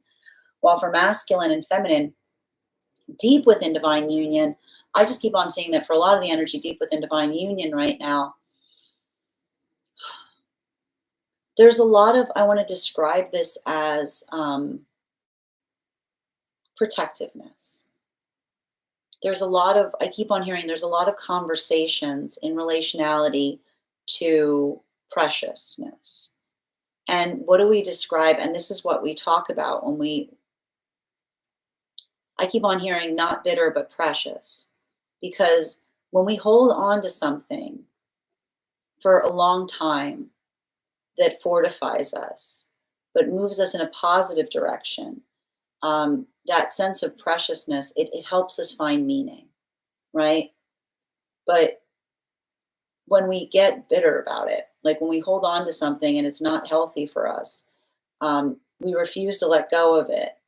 And I keep on hearing it, like it warps us, it changes us, it turns us into, like, that's the thing, like that's why we have to, why it's so important for us to recognize bitterness within us, because that bitterness, like, will warp our perception, not only about ourselves, but in the world around us. So I keep on seeing that a lot of that energy is working on something during this full moon and saying, like, how can I take something that is difficult and move it into a positive space? How can I take a flaw and turn it to a facet? Because when we come into that space of being appreciative, it's not about trying to be something that we're not. It's not about trying to get mad at ourselves for not being something other, but that ability of appreciating who we are and recognizing even in the places that we falter, like often the reason we falter is because we care about something. I just keep on seeing that there's a lot of that ability of working through or letting go of sadness or regret, but all to the extent of being able to do something in a better fashion or building into a healthier relationship. So I told you there's like a lot of that fine tuning there. And it's coming from the context of deep love and appreciation for one another in the process. That is where we find all of the energy prior to beginning today's daily collective read. Now, if you would like to catch that full reading, you can find it over on the place where we keep the videos. You can also find it over on the place where you keep the photos. We can also find it over as a podcast over on my spot at Tarot Church and over on my Substack. We are apologies. So that was our daily collective read for today. I want to thank you guys so much for being here to receive it. Just a reminder, if you would like to book a private reading with me, you can also book one on my site. Please keep in mind, if you book a private reading with me, it is a two-step process. You have to book the reading, you have to pay for the reading. Please make sure you do both if you'd like to have that reading. Most importantly, please remember that I will never, ever, ever, ever reach out to you for a private reading. I will never DM you. I will never PM you. I will never slide into your inbox and tell you that I have a very important message that only I can deliver. The only way you can book a reading with me is if you book one on my site. So I encourage you to do so there. A couple of updates before we move into our personal readings today. First and foremost, I want to thank everyone who attended our recent class on the Hangman. Our next class is this Wednesday, and we are going to be focusing our studies on the Death card. It's not that scary, I promise. We are going to go over we are going to talk a bit about the symbology of the card. We're going to talk a bit about the history of the card. I'm also going to walk you guys through spread applications, so how you can read that card in any direction it may appear in your own readings. And I'm going to give you a very unique spread that you can take with you out that class to also work towards integrating the messages or the lessons of the Death card into your own readings. And all you need to do if you'd like to become part of that tarot class program is head over to my Substack and become a paid subscriber. Your paid subscription to my Substack is your ticket of entry into our live classes each and every month. You will also, as a paid subscriber, have access to over 9 hours worth of material in the Tarot Church Library Archive. Now, it's not necessary to catch up. I will be doing my best to give you an update on everything that we've studied prior to beginning that class, but the material is there for you to receive when you're ready to receive it. You will also have access to a one-on-one chat with me and the other students to ask any questions that you may have in relation to anything we are studying or have currently studied. And if you become a founding member to my Substack, not only will you receive a discount on the full year's worth of classes, but you will also have full access to the entirety of the Tarot Church Library Archive. That is access to over 13 hours worth of material in an ever expanding library. You will also have option of receiving a complimentary one-on-one mentorship class with me, wherein I will meet with you personally to assess where you are on your personal tarot journey and give you the best insights in terms of how to utilize those classes to the best of your advantage towards your personal tarot goals. One of the things I tried to do in these classes was make them accessible to the absolute novice tarot reader as well as the seasoned reader. There's definitely something there for everyone. Don't let your lack of experience or your robust experience prevent you from joining us in these classes. And even if you don't become a paid subscriber to my Substack, I would encourage you to follow me there to stay up to date on any new offerings or services. I also post my weekly newsletter there, which will let you know about my in-person events as well as my online live schedule. You'll also be able to receive my mystic meditation articles, which give you an update on what we've been seeing energetically in article form each week. I also want to let you guys know that on top of my standard life path readings, I also offer mentorship classes. These are for any of my clients seeking a more personalized educational experience with me. I take a very limited number of students for this reason, as those classes are focused on each individual's personal spiritual goals and journey work.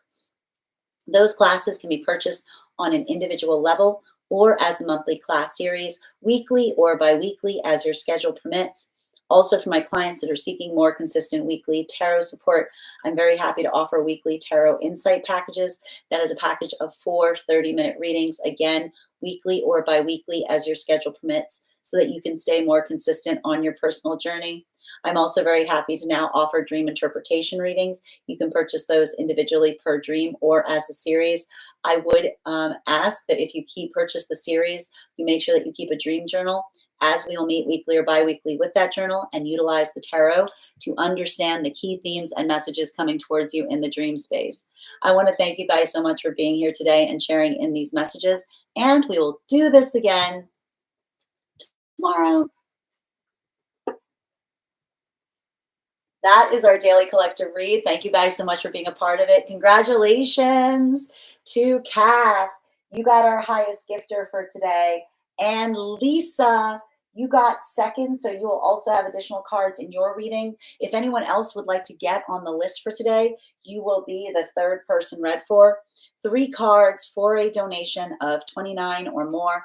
4 cards for a donation of $23 or more for my subscribers, Binks and My Lio. Please keep in mind there are 2 things I do not read for across these apps, pregnancy and medical. Happy to give insight on anything in private readings, and you can book private readings on my site. I'm going to take a few minutes to read over some of the comments that came through as I was reading. Also, friends, we got to 56K likes. During the live, we will also be doing a giveaway, and I will be gifting a reading back to the collective. So thank you guys so much for participating in that as well. I think we should, let me take a minute to read over some of the comments that came through as I was reading.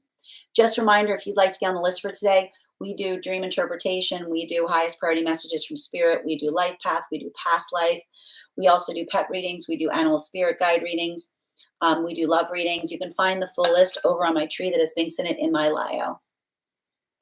Hi there, Christy. Welcome, Samantha. Excellent. Absolutely. Continue to be proud of yourself. And thank you as well, Kay Megan. I love the new emojis too. I hope they stick around. And Queen, heads up, your subscription is ending soon if you'd like to renew.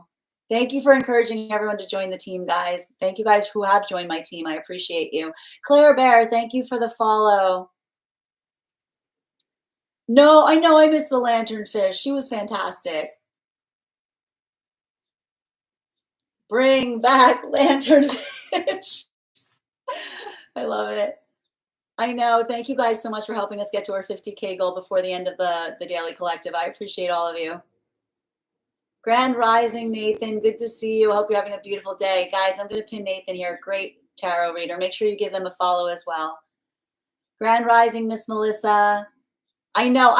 Here's the thing though. Listen, Kay, and this is what I meant. I'm not worried about seeing the Tower card here. I mean, if you're going to see the Tower card with the combination here of the 10 of Pentacles, like this is like balance, right? Like I'm also not surprised to see the Justice card here because it's welcoming in change, you know, it's productive, you know, it's and Brandy, your subscription's ending soon if you'd like to renew. Angie, thank you for sharing the live. Always appreciate when you guys share the live. Stephanica, good to see you as well. Breakthrough to breakdown t-shirt. I know we do need one of those as a t-shirt. You get a trigger and you get a trigger. Exactly.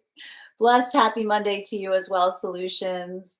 And thank you as well, Queen. Good to see you today. Rejection is projection. Rejection is protection. Tap to claim, PG. Absolutely. And Bunny, thank you for the roses. Good to see you, Fig. Bridget, yep, your girl is so confident at the moment. It feels egoic. There's good egoic, though. There's good confidence. But you've got a lot of Scorpio placements, so I'm not surprised to see it, Bridget. Bunny, thank you for the follow. Proud of you guys in union. Thank you. Keep going. Tap to claim, Bridget. And Butterfly, thank you for the follow. Where are we getting out, Yahim? Getting out where? Yes, confirmation. Thank you, Solutions. Oh dear. It's okay, lovely. It's okay. Filter to protection and lessons learned. Tap to claim, Solutions. Thank you for confirmation, dear. Because they're perfectly imperfect. Tap to claim. Agreed. Thank you, Solutions. Hi, Luna. How are you doing today? Bridget, thank you for sharing the live. Always appreciate when you guys share the live. Grand Rising, Haley. And Sacred Bell, thank you for sharing the live as well. Hi there, Carmen. Thank you, Adam, for those gifts. So hard to say no. Honoring those boundaries, Bridget. Honoring those boundaries. And thank you as well. And thank you guys for helping us get to 50K so quickly. I'm looking forward to our drawing. I love how you wrote that, Flo. High Priestess in its reversal. I think it's good though. Because like a lot of like, I gotta say, like,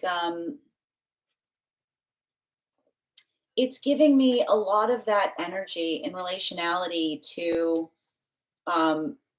like not holding things sacred that don't feel like it's a lot. It's like it's working in that space of identifying and recognizing what is energetically sacred, right? It's working in the internal process of it is what I keep on seeing. Hi there, Justa, popping in because this applies already. Thank you for being here and receiving these messages. Miraculous, thank you for the compliment. And thank you, my precious, exactly, Bridget. And thank you, Tifo, for the follow. Sabi, thank you for the follow. Vicky, thank you for the follow. Arrows, thank you for the compliment, dear.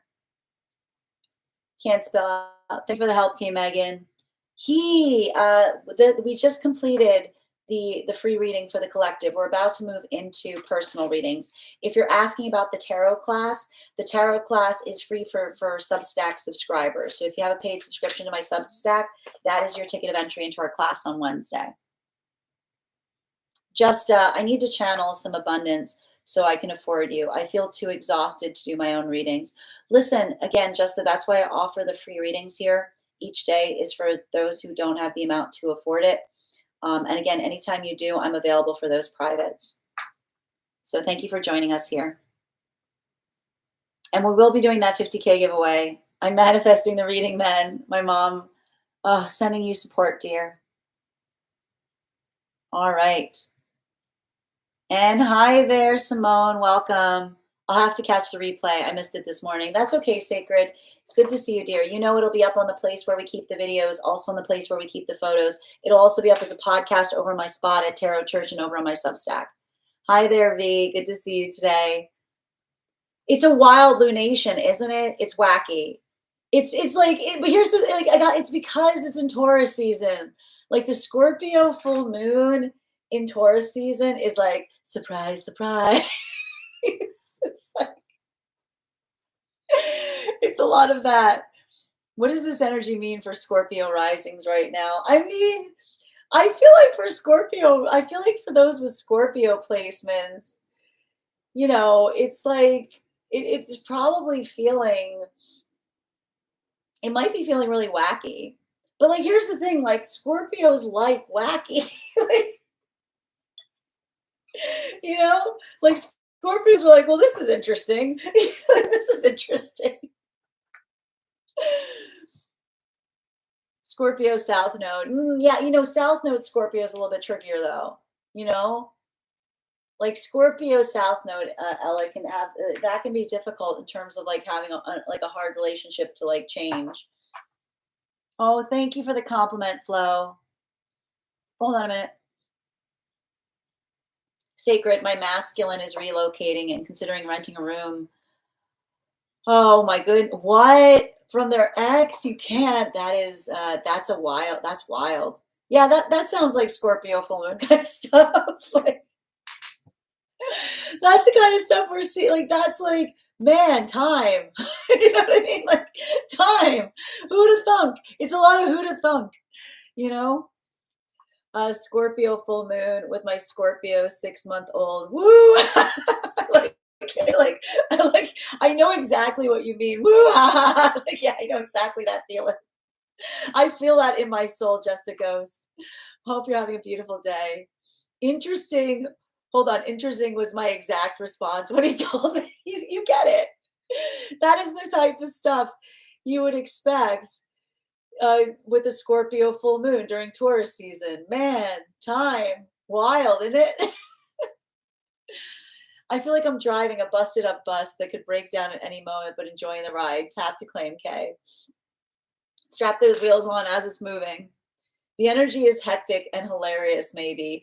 I mean, like, and here's like, and the only thing that worries me is those with Taurus placements might not feel it as hilarious because, like, those with Taurus placements, like, have a harder relationship to change. You know what I mean? Like Taurus are going around going, what is happening? Scorpio placements are going, wee! You can't, you couldn't make it up. You could you couldn't make it up. Perfect response. Where are the eyebrows? Yeah. Where are your eyebrows in your hairline? Exactly. Yep. Basically, I have Mars, Saturn, and Pluto in Scorpio. Well, and that's the thing, you're gonna have. I feel like I will be very curious about the fact that we've got Saturn moving into Mars right now, Bridget. How that's going to impact you? Because I mean, I feel like it's like. I think it's gonna be good. I think you're gonna like it. I think you're gonna be like, don't. Yep. In my head, I was like, okay, please figure out whatever this existing karma is. Thanks, exactly. What is? That's amazing. Hi there, Adelina. How are you doing today? Hi, Jessek. I'm waiting for my ex to get served. Oh, sending you support, dear. Sacred. The moon was conjunct my ascendant yesterday. How was that? Yep. Thank you. Sending you so much support on that journey, Dale. I feel big things brewing. Tap to claim, Bridget. All right, my friends. We are going to get started. I mean, you can't make it up. You know what I mean? Like, you can't make it up. There you go. There you go. That's Scorpio full moon in Taurus. You couldn't make it up if you tried. It's hard to believe. You just have to laugh. You're like, what? I'm feeling this shift from Pluto. Yeah, the Pluto retrograde. The funny thing with the Pluto retrograde, I was talking about it, and we're going to be in this Pluto retrograde until October 13th. And I like to describe it. It's like the haunted house in June. Like, I really do feel like this Pluto in retrograde is like going through the haunted house in June. You're like, and it's like the things that used to scare you. You're like, just get out of the way. I don't have time for this. Like, you just move them out of the. You're like, this is you. Are you kidding me right now? Like, I don't have time for like. It's like that's. I like that because that's what this Pluto in retrograde feels like. It's like going through the haunted house and things being like, boo, and you're like, yes. Oh, I'm so scared. Oh no. It's like, oh no. It's like it's a lot. And it is going to have some weird stuff on the dream space too. I feel like it's going to be a little like weird and gross in the dream space if we've been getting indications of what we've been seeing coming through right now. Yeah, you have to laugh that manic laugh. Exactly. Exactly. Oh, thank you so much, Justa. That's really kind of you. All right. So as I mentioned, friends, we are going to do our 50K giveaway. Thank you guys so much for getting us at 50. We're already at 60. We'll do another when we get to 100. So keep on tapping that screen. I am going to think of a number right now between, I dreamt about a woman I loved as I was becoming a woman. Whoa. Well, listen, Justa, I do dream interpretation readings here if you want information on it. All right. So we might have one. I don't know if Bridget got on the list. Sometimes Bridget has dreams for us. All right. So I'm going to be giving away that 50K giveaway right now. I am thinking of a number between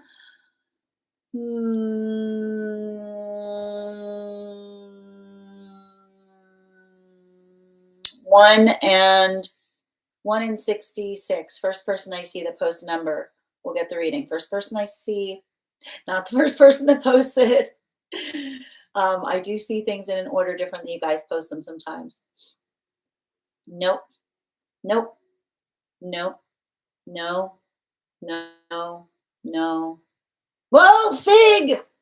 Congratulations, Fig. You got our 50K giveaway. We will do that again when we get to 100K, folks. So keep on tapping that screen. We're already at 62K, so we'll get to 100K in no time. Also, when you tap the screen, it encourages the app to push this out to those who have not received these messages before. So thank you as well for doing that and helping this message get shared. All right. Thank you, guys, and congratulations to Figs. I know you're doing. How many times is that, Fig? You're like, meow, meow. You were so close. I saw it, Justin. You were really close. Again, we'll do it again at 100K, though. It was quick. All right. So the first person we're reading for right now is Bridget. Bridget, if you're here. Oh, I missed it, Adelina. Well, Adelina, when we do one cards, I'll draw one card for you too. I didn't see it come through. Did you do it after Fig? Oh, I saw you post 47. All right.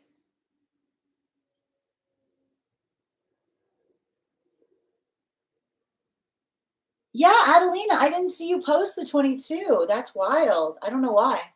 The list right now, Melly, it was close. Okay, it was close. I got it.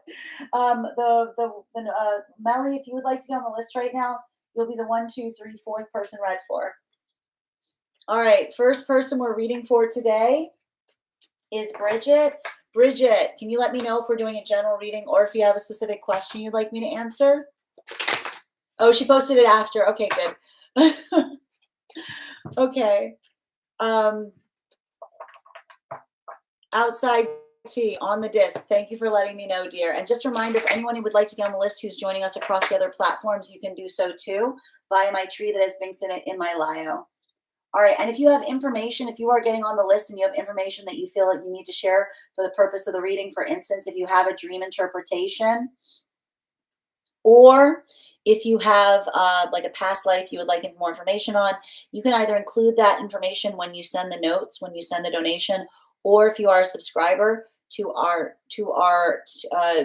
a subscriber, you can head over to our subscriber only Discord channel and post it in the allocated channels for those.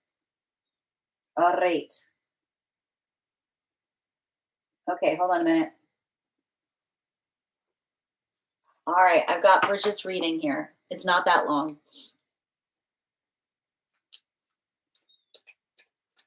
Oh, Fig, hold on a minute. You got 5 cards coming. Wait, what was this yesterday on your list? Hi there, Gracie. Hold on a minute. What's happening? Fig, are you on my hold list? Is that what we're talking about? Yes, Fig. You got the 100K last time too. That's wild. Okay. So Fig, yeah, when you have a moment, let me know. Do you want 2 readings today? You want to hold one of those? You just let me know. Okay. All right.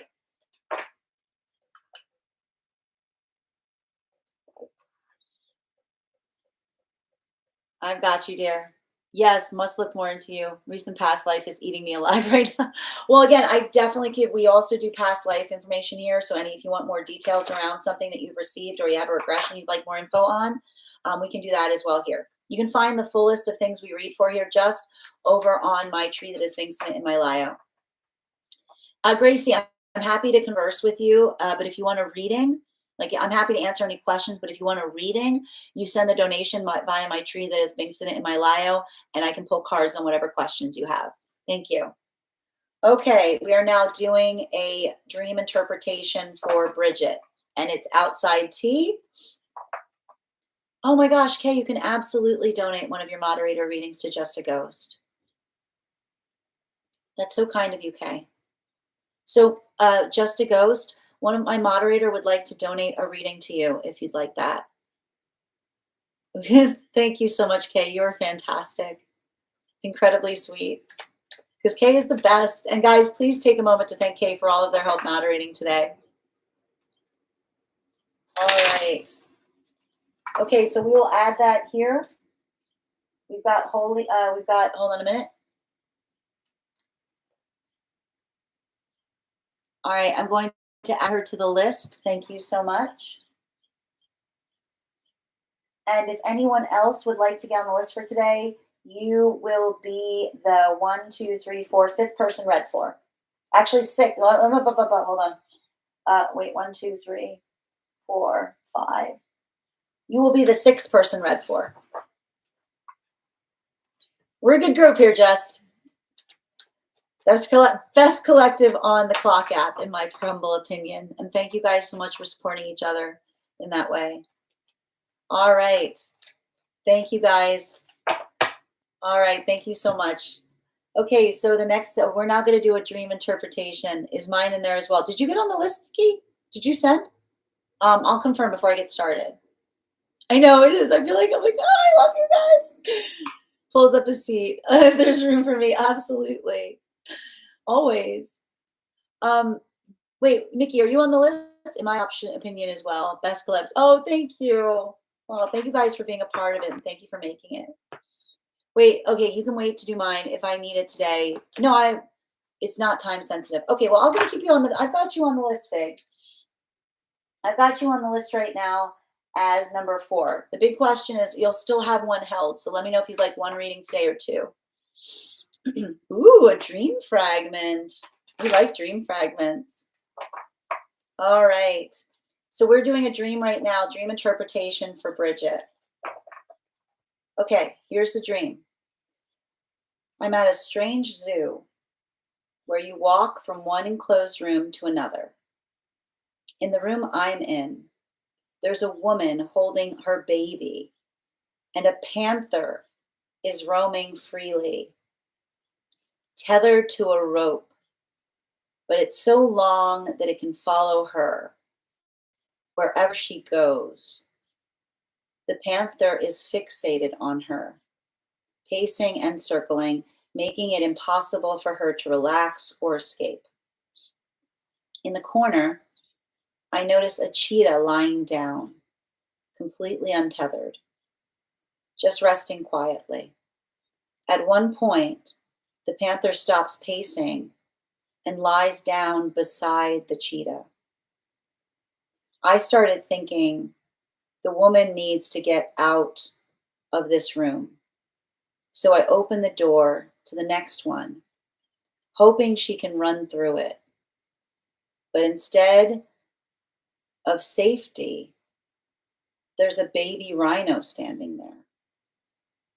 That's when it hits me.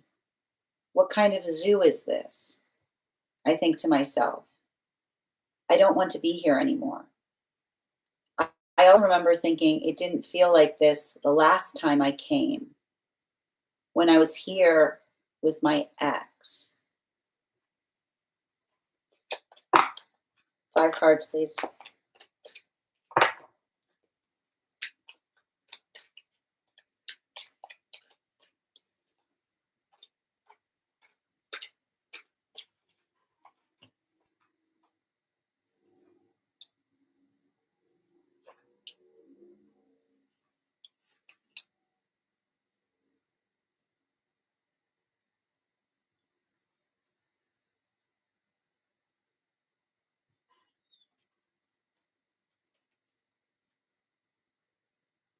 Okay.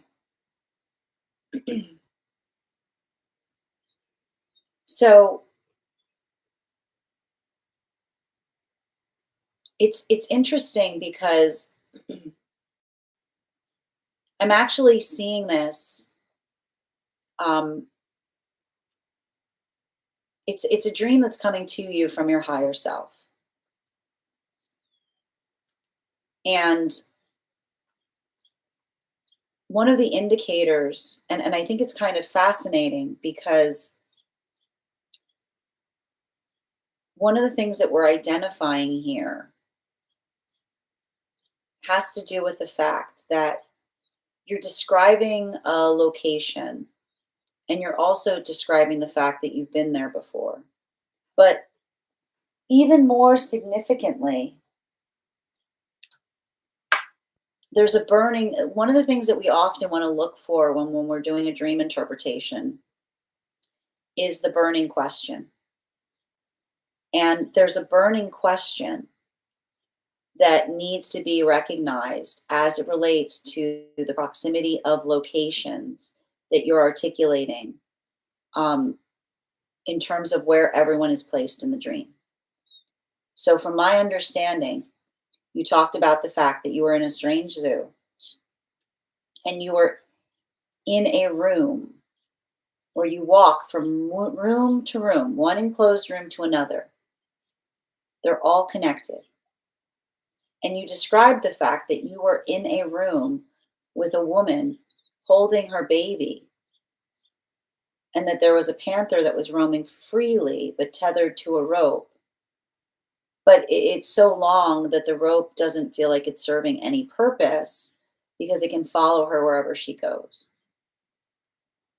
And you described the fact that the panther was fixated on her, pacing and circling and making it impossible for her to relax or escape.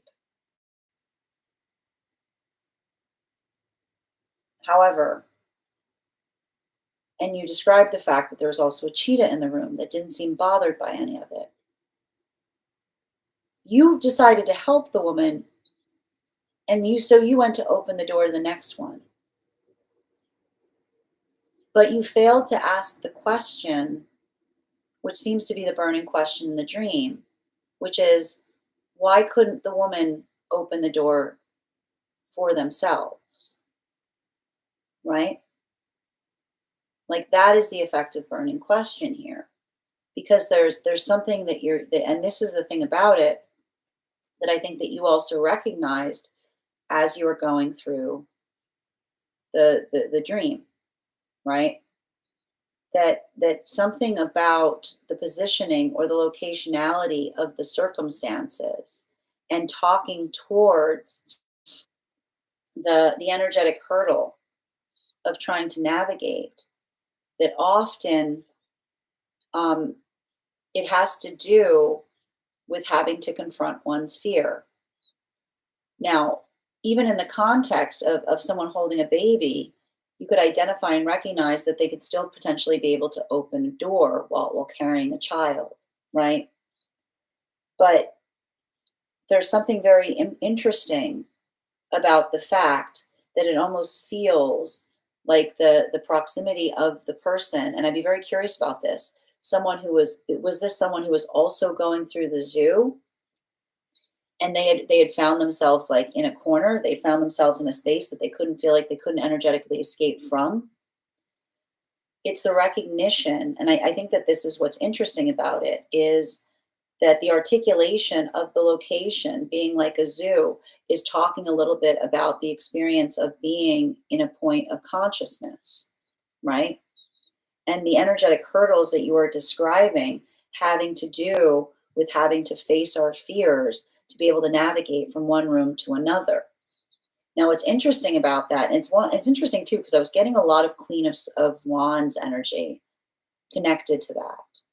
And there's something really intriguing to be brought into the context of the recognition point between the panther that was on a cord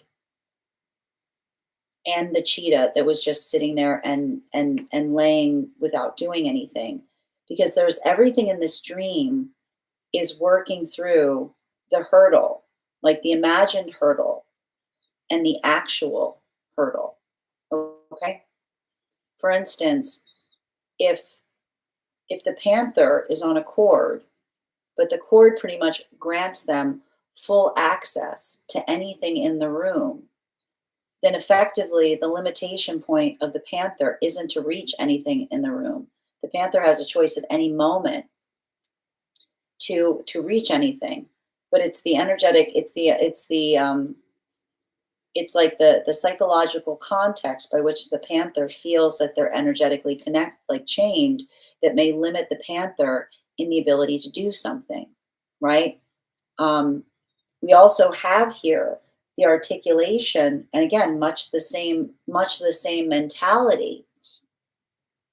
And so it's interesting too, because when you've got like the cheetah that does not have a chain on it, but is not doing anything, and the panther that's pacing, it's the conversation around the illusion of an energetic restriction versus navigating the choice of being able to be in a space of something. So we see here like one of the like the representation of the comparison between the panther that was pacing and more in an aggressive space, right? Because of the feeling that it was chained, even though the chain didn't really do anything, right? Versus the energy of the cheetah that didn't have a chain on it.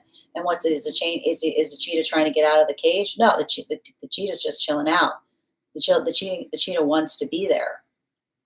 So even between the context of those two energy, like those two like animal symbols, it's the conversation about the ability of feeling the autonomy of the self in response to the situation around the self.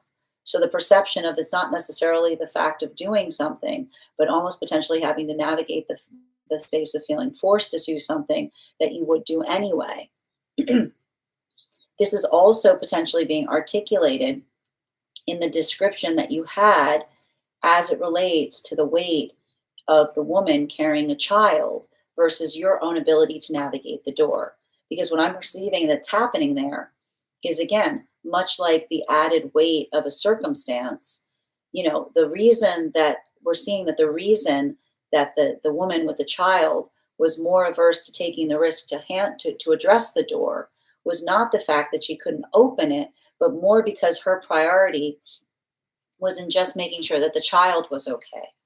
So it talks again about the limitations, that sometimes the limitations that we experience, it's not that we can't do something, but when we have to prioritize something, that priority constricts our options because of the fear of having to do something that may hurt someone else in the process.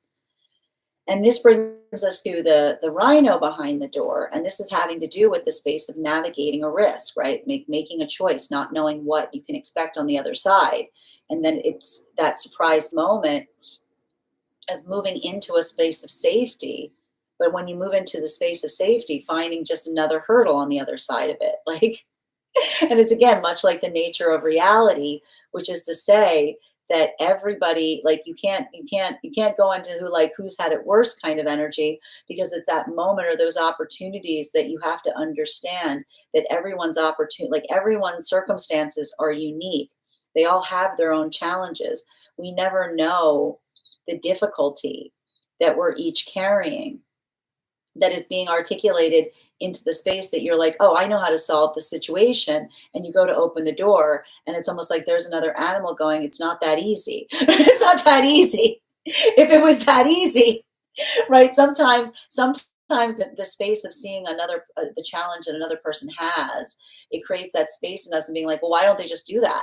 And being like, and it's almost like in a way, it's like in that moment that you open the door, you realize that maybe they had done that, and they recognize the fact that there was a rhino on the other side of it. So it has a lot to do. And I think what's really beautiful about it is it's talking a lot about working through, um, and I feel like it's interesting because I need to stress this. The fact that you said the last time I was there was with my ex, I feel like this is a conversation that's happening between you and your higher self about what it feels like to have to meet people, what it feels like to have to put oneself out to make an energetic connection. Because when you're talking about like the zoo and immediately connecting it to the X, it says to me that it's having to work through the arduous nature of learning about the unique predicaments that we all find ourselves in, right? Like all of that, like we all have these very unique circumstances. We all have these very unique energetic burdens. We all carry these different energetic lessons. And what's beautiful about the dream is, to a certain extent, the context by which it was being shown to you. And I think you've already picked up on this. I think you recognize that in a way the higher self was showing you the woman with the child because it was also representing you, because it's having to work through the space of potentially having to meet someone, having to make energetic connections, trying to heal, work on your healing, trying to protect what you've already been working to salvage as it relates to your own spiritual work. And that ability of doing so has to do with, like, again, negotiating what you can find there, negotiating who you might find there, negotiating the energetic relationships that sometimes, make us feel distress, uncertainty, working through another's fears. And I think it's interesting because, especially with the recognition point of the three different animals that you saw, you described potentially the anxiety points of making a new energetic connection, which is one with the panther with a chain, with a tether on it that doesn't do anything, someone who's bitter, someone who hasn't let go of the past, someone who carries the burden of the past into the present connection, right? These things happen to me. I'm going to make it your problem, right? That hyper focus on you, right? So that's the articulation of the fear of encountering someone that hasn't learned to heal. But instead, you have to face the consequence of them trying to take out their bitterness on you. The energy of the cheetah, like the lazy cheetah, is someone that just doesn't, that's negligent, right? Someone that could do things, they just don't care. And they're talking a little bit about the fact that you saw the energy of the panther and the cheetah that were lying next to each other is often recognizing that it can be very hard to determine the difference between someone being like doing something hostilely or doing something in a place of inadvertent negligence, and how hard it is to tell the difference between when you meet someone, if something like that happens, if it's intentional or they're being obtuse, right? If they just don't realize what they're doing, they don't realize the danger of the trauma they're putting you in, which is the cheetah, right? Or the energy that is effectively, creating that point of anxiety in you, and being able to sort through the energy that's harmless, right? Something that can be healed versus something that is intentional and oppositional to what it is that you're trying to build with them. And then the energy with the energy, I feel like the energy of the baby rhino on the other side of the door is definitely the most unique of all of these. Because the thing about a baby rhino is a baby rhino is is not necessarily dangerous. And I think that in a way, I feel like the baby rhino is kind of representative I would be very curious about your feelings of encountering the baby rhino, because I feel like the baby rhino is in some way representative of your ideal counterpart, which is interesting because it says to me it's almost like some kind of strong presence that you also want to protect. Um, and I need to point out that I would be curious if it was a white rhino, because white rhinos like just went extinct. So like in a way, the baby rhino is kind of like a unicorn energy in the dream, because if, especially if it was a white rhino, then it's like it's talking about the impossibility of trying to find that energetic force that has strength, that is in need of protection, right? Like the space of being able to connect with someone that it feels like a fresh start. It feels like the ability of building with someone where everything that you do feels new again. And I think that that's kind of beautiful in the sense that that was the energy behind the door. Because I feel like, in a way, it's almost like the moment of the higher self saying, "Don't get cynical that all you're going to experience is like the panther or the cheetah energy. Remember, remember, like that rhino energy. Like they're out there. It exists, especially because they're saying if you feel it, like I feel like you have a sense for it, like they're like, if you can energetically feel that connection, like you know what that feels like. Um, and I think that that's really important when we talk about you know what it feels like, because you the last thing that you mentioned in the stream was you said it didn't feel like this the last time I came, which means the reason that it didn't feel like that is because you didn't feel like that. It's the articulation of how much you've changed in relationality, potentially what you're experiencing versus what you're looking for. Thank you so much for having that reading with me, Bridget. And if this message connected to you as well, it's very common that those that need these messages are here to experience them. We are doing personal readings right now. If you would like to get on the list, you'll be the fifth person read for. 3 cards for a donation of 29 or more. 4 cards for a donation of 23 or more for my subscribers, links in my bio. Please keep in mind there are 2 things I do not read for across these apps: pregnancy and medical. Happy to give insight on anything in private readings, and you can book private readings on my site. Next person we are reading for today is Lucy. Lucy, if you're here, can you respond in all caps? Let me know if you would like a general reading or if you have a specific question you'd like me to answer. And if anyone else would like to get on the list for today, it'll be the 1, 2, 3, 4, 5. You will be the 6th person read for. All right. And thank you, Dawit, for the follow. If I'm ever saying your name incorrectly, please feel free to correct me. Also, friends, we are at 67.1K likes. When we get to 100K, I'll be gifting a reading back to the collective, so make sure you're tapping that screen. We'll get to 100K in no time. And thank you, Nikki, for getting on the list as well. Oh, absolutely. And we're actually, so Kay needs to head out, so we're actually going to pull 1 card for Kay before we continue too. And please thank Kay for all their help today, because she was holding the baby. Yep. And so the panther's attention. Exactly. So the child is the energetic child self. Yes. It's a dual message, because it has to do, like, I think the first point of the message is it's awful easy. I keep on hearing like it has to do with energy. Like I feel like you're healing from someone. Like this could be talking through a karma. I feel like this was a past karmic relationship that was also coming through in this, and someone being like, they got themselves into this mess, they can get themselves out. You know what I mean? Like this could also, I feel like there's something I wouldn't be connected if potentially some kind of energy of the ex not having sympathy for others' struggles, right? Because I almost am hearing too that there's a karmic connection to the dream in terms of you having to say to someone, it's not that simple, right? Not like that, the almost like arguments you were having with someone that says, something simple can be much more complicated because it has to do with what you're prioritizing.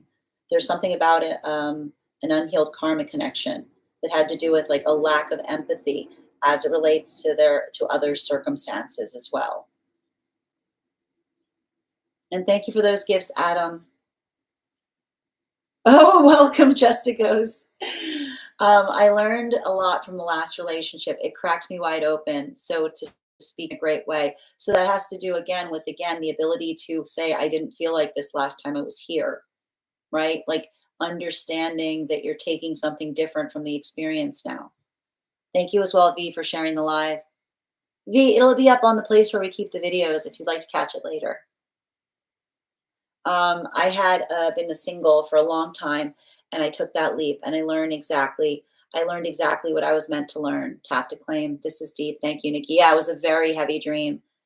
The baby. Yep, you got it. You already know the baby rhino is your future. Yes, I got that too. I was like, oh no, here we go again. Exactly. Wow, you're so welcome, Bridget. That was deep. Yep. And now I'm crying. I didn't mean to make you cry. Coraline. Oh, she's going to Ford. She's called. That's amazing. Congratulations, Fig. That's exciting. All right. You got it, Lucy. Also, all right, I'm going to pull cards for Kay really quickly because Kay's got on a bit of a different time than us. One card on throat chakra. Is it blocked? Any advice? Great. Okay. One card, please. Highest priority messages for Kay in relationality to that chakra.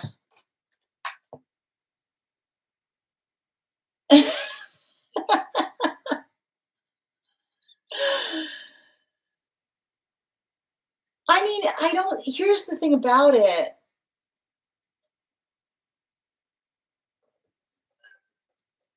It doesn't feel, and I keep on getting the message, like, and you have to understand, like, here's the thing, here's the thing, and I know this is going to sound wild, but sometimes we've got to block, sometimes we've got to block throat chakra and we talk too much. I know that sounds a little bit bizarre, but it has to do, right? Like, what does it sound like when we have a blocked throat chakra? When it's like, when we're afraid of silence, right? When we're just trying to, um, fill the noise, if you will. And I feel like that there's something that you're doing right now to clear the throat chakra in relationality to healing your relationship to silence, you know, not necessarily being in that space of feeling like a fear of it, but being intentional in relationality to what we say, or how we say something. So I keep on hearing that it's interesting because, they're saying to me that a lot of the work that you're doing right now with throat, like you're healing your throat chakra, um, by healing your relationship to silence, which is, I keep on hearing, it's not your responsibility to like feel like you have to carry a conversation, or just building into that adaptability of like actively listening is what I keep on hearing. Because I keep on hearing that like there's something about you clearing the throat chakra now that feels like it actually feels like associated to potentially asking more questions, right? And being in a space of like listening is what I keep on hearing. It's very introspective. Bottom of the deck. Yeah, especially with like the 5 of Swords. I see, like, I feel like there's some kind of situation in the past where it's just, how do I describe this?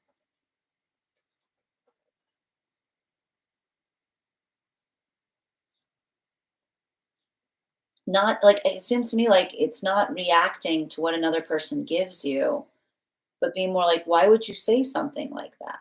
You know what I mean? Like, it's not just, I keep on hearing, like, not just agreeing, but like asking questions.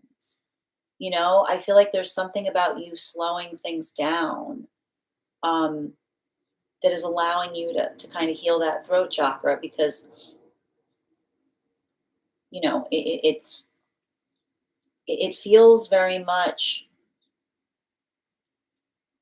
Like, I don't know if this is potentially a tendency that you had in the past of saying something in a point of deep agitation, like in the heat of the moment, that you couldn't take back.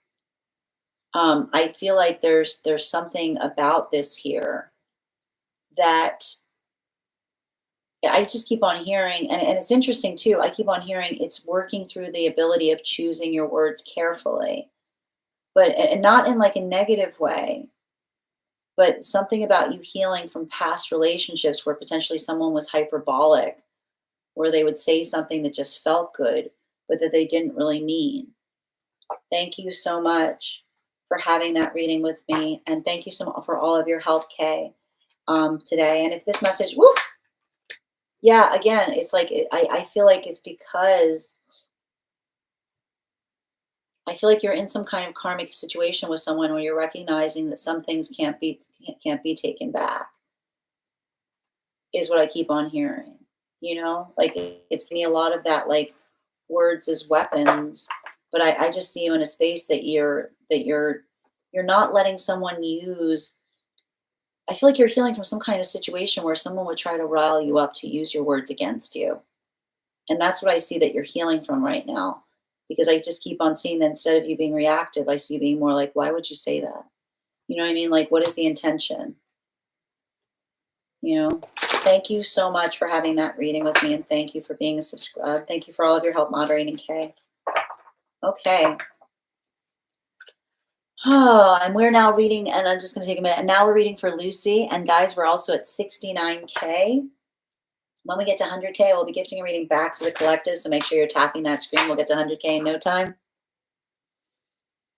Hermit. I know. I thought it was wild we drew the Hermit card. I don't think I don't know if it's rest mode. It's more contemplation. This applies to me well. Thank you as well, Jess. Makes a lot of sense. I've definitely been trying to get better at listening and asking questions. I mean, like this is saying to me, if you're trying, you're doing. I see this applying to a lot of relationships. Oh, that might have been the fight I had with my sister. Interesting. You're so welcome, Kay. Thank you for also connecting to that message, Just a Ghost. All right, Lucy, we're going to do your reading now. I just need a moment before we begin, and we'll get started. Also, we're at 69K. When we get to 100K, I'll be gifting a reading back to the collective. And if anyone else would like to get on the list right now, you will be the 1, 2, 1, 2, 3, 4, 5. 1, 2, 3, 4, 5. You'll be the 6th person read for. I'll be back in just a moment, and we'll continue with our readings. Let me just put the offer here. All right. And I'll be back in just a moment.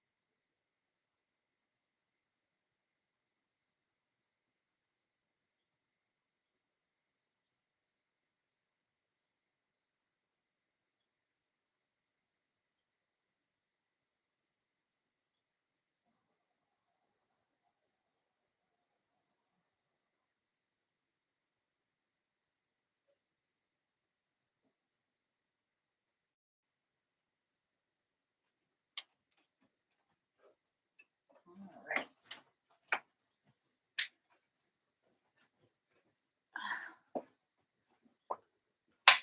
Where were we?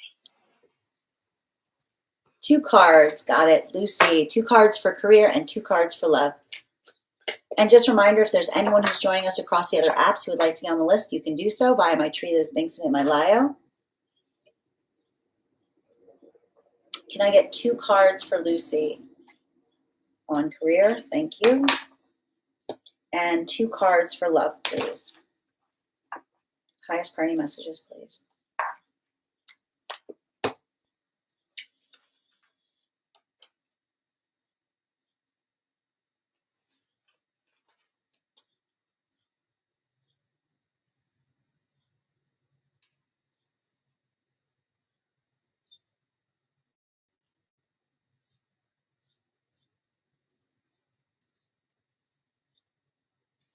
The thing that's interesting, I gotta stress this right now because I see that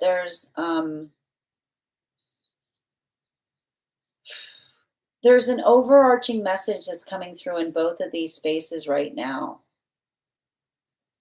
in prioritizing not stretching yourself out too thin. Um, and a lot of it, it's interesting when I'm looking at the direction or the pathway of career is I'm just seeing like I this is identifying to me as finding efficiencies. Um, I keep on hearing that like there's some kind of conversation to be had in relationality to the value of your time. And the thing about working in the context of the value of the time is like they're saying to me that like a lot of this work that you have to do right now in the space of career, um, potentially maybe identifying, because I keep on hearing they're lessons that are related to Saturn, and messages related to Saturn are often in the conduit of I don't have time for this. I need more time. What could I be doing to utilize my time more effectively? So I see that there's something about like potentially looking at refining what it is you do, or if there's something that you don't need to do, like something that like another person could do for you. Like I almost just see some kind of space of you re-identifying yourself or focusing more on a particular niche. But there's something about you focusing on that niche that is helping you overcome some kind of blockage, because I just keep on seeing that, um, especially like something. I'm not sure if you're trying to do two different things because it feels to me like I keep on seeing some kind of dual path work around you, right? But like the dual path work is such that I feel like I either see you recognizing that something you're trying to do is going to take twice as much time because you're doing two things at once, or you're making the determination point to somehow try to like try to prioritize them in some way, try to refine them. But there's something about you being able to refine them that feels like it's going to make it easier, because I just keep on hearing like why, like what are you trying to keep something separate that should be unified? Like I just keep on hearing the message one and the same, right? Like it doesn't necessarily require a situation of having to separate one from another, but more about how you articulate what it is that you're doing. Hence me identifying and saying like you're finding your niche. Um, as it relates to love, um, I see something. I mean, I feel like I see something that's opening up right now in the pathwork of love. And I'm also getting the message of, and this is why I keep on getting a message when I like make sure that you're not settling for something that is good but not consistent. Because everything I keep on hearing is very similar to what we were seeing last full moon cycle, which is the understanding that something that's good but inconsistent is often worse than anything. Because if something's good but inconsistent, it is the worst thing because it feels so good, but you don't know when it's coming. So it's like it constantly keeps you in a state of perpetual waiting. So I keep on hearing no last minute plans right now. If someone can't make plans with you ahead of time, they don't have plans with you. If someone can't work with your schedule, they are not for you. I think, and that has to be something that is very important to your manifestation goals, is what I keep on hearing. Your schedule is not a detriment to healthy partnership. Your schedule is the standard for healthy partnership. Because I'm not sure what it is that someone, I keep on hearing like there's something about this of someone saying, well, if it wasn't for your schedule, no, that's not for you. If someone says that your schedule is a detriment, what they're really saying is they're not prioritizing, they're not energetically prioritizing you. Your schedule is perfectly acceptable to someone who also has responsibilities. But if someone is in a space where they can't recognize why you have to keep an energetic schedule, like I keep on hearing the water and the oil will never mix on this. Like you're not going to be, it's always going to be someone saying, well, your schedule's impossible. I keep on hearing your schedule is not impossible for someone who's energetically responsible. And I keep on hearing that you should write that down somewhere. Because I don't know if this is a conversation you're having with someone who wants you more as a like when it's like wants to build something more about like convenience. I just keep on hearing your schedule is not an inconvenience to someone who's responsible. But it is to someone who wants something casual. That's why I keep on hearing your schedule is a form of protection. Bottom of the deck. Yeah. Yeah. I keep on hearing like there's something about this, you know. Remember, energy that always makes excuses is not the same as energy that always finds reasons. And if you're healing from someone that was trying to pick you apart or try to give a million different reasons as to why they weren't doing something, remember, like lift up a stone and you'll find an excuse. It's not about talking about why something is too hard. It's about talking about what you can do to make it better. And so don't let someone, like, this is why I said, like, no settling right now. Because I do feel like there's some kind of energy around you, like someone looking at you and being like, why are you making something so difficult? But I don't see you making something difficult. Energy that wants access to you without responsibility. The song you will hear is why you make it so difficult, right? Because that's like, yeah, you like if you having a schedule and saying that you want notice as to what's going on, like energy, like that is not too high a bar to set. But someone who doesn't want to give it to you is going to, the song you'll hear with someone who refuses to give clarity as to where something's going is, why are you creating problems where problems don't exist, right? Don't negotiate as to what it like, like I keep like, don't let someone come back towards you. And I keep on hearing like, someone owes you an apology. Don't let them come in saying some kind of sob story about their life to excuse an apology that they owe you. I keep on hearing something like bad news isn't an apology, right? Bad news is not an apology. An apology, but often energy that doesn't want to apologize will try to come back in with bad news. So make sure that you're having a conversation. If someone's trying to come back to you, you can say like, I'm sorry that's happening, but that doesn't wipe away what's happened between you and another person, right? The bad news is not an apology. An apology is an apology. Thank you so much for having that reading with me, Lucy. And if this message connected to you as well, it's very common that those that need these messages to be here to experience them. We are doing personal readings right now. If you would like to get on the list is open. It is 3 cards for a donation of $29 or more. 4 cards for a donation of $23 or more for my subscribers. Links in my bio. Please keep in mind there are 2 things I do not read across these apps: pregnancy and medical. Happy to give insight on anything in private readings, and you can book private readings on my site. The next person we're reading for today is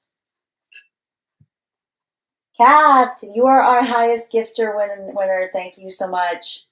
And can you let me know if you would like a general reading or if you have a specific question you'd like me to answer? And if anyone else wants to get on the list for today, you will be the 1, 2, 3, 4, fifth person read for.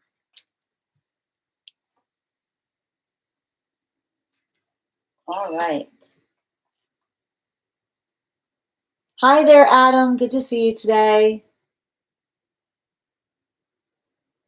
Oof, I'm ruled by Saturn. Thank you as well, Stormy, for receiving these messages. Thank you for those gifts, Adam. Oh my God, I just saw it again, second time I saw it with my favorite, a great cat. Oh, little buddy, I hope they're okay. And Dada, thank you for sharing the live. Always appreciate when you guys share the live. And thank you again, Lucy, for having that reading with me and sending you so much support on your journey. And thank you for being a subscriber. All right, Kath.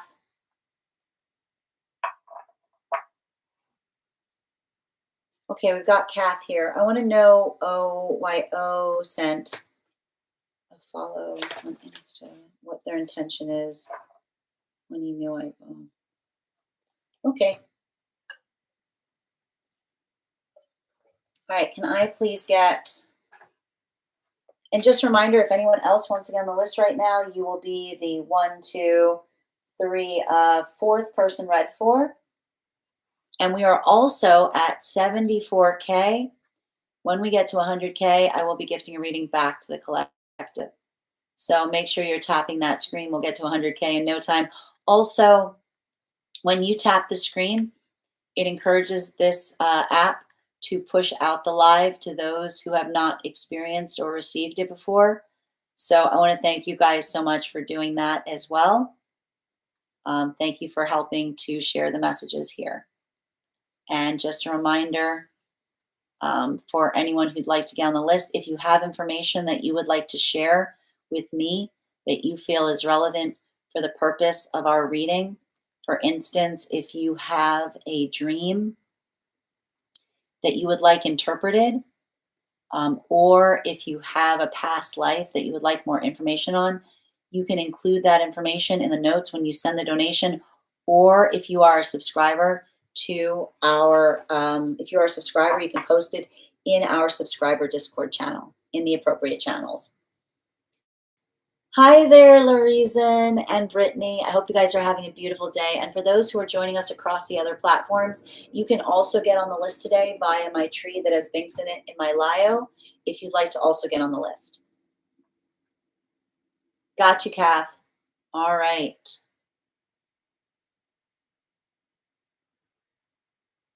Hold on, I'm just reading over your notes.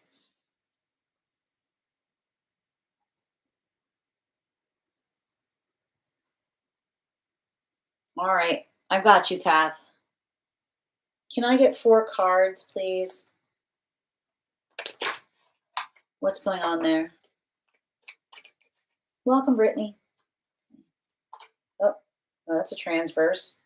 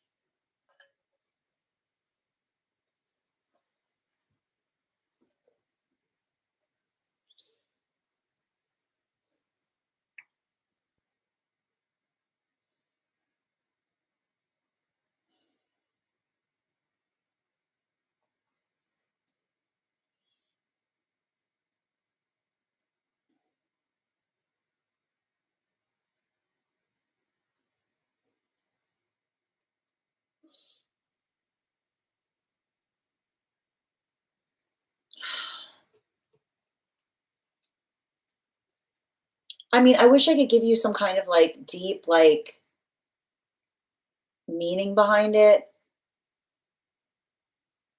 But, like, honestly, it's giving me the type of energy that, like, is genuinely curious that did it to see what you would do.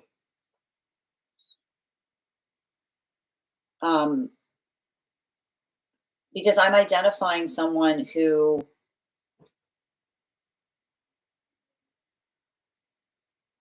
like, like, what I'm seeing here is this is someone who, like, was surprised to see, like,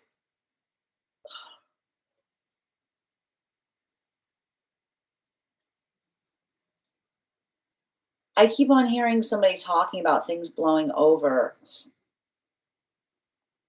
Um,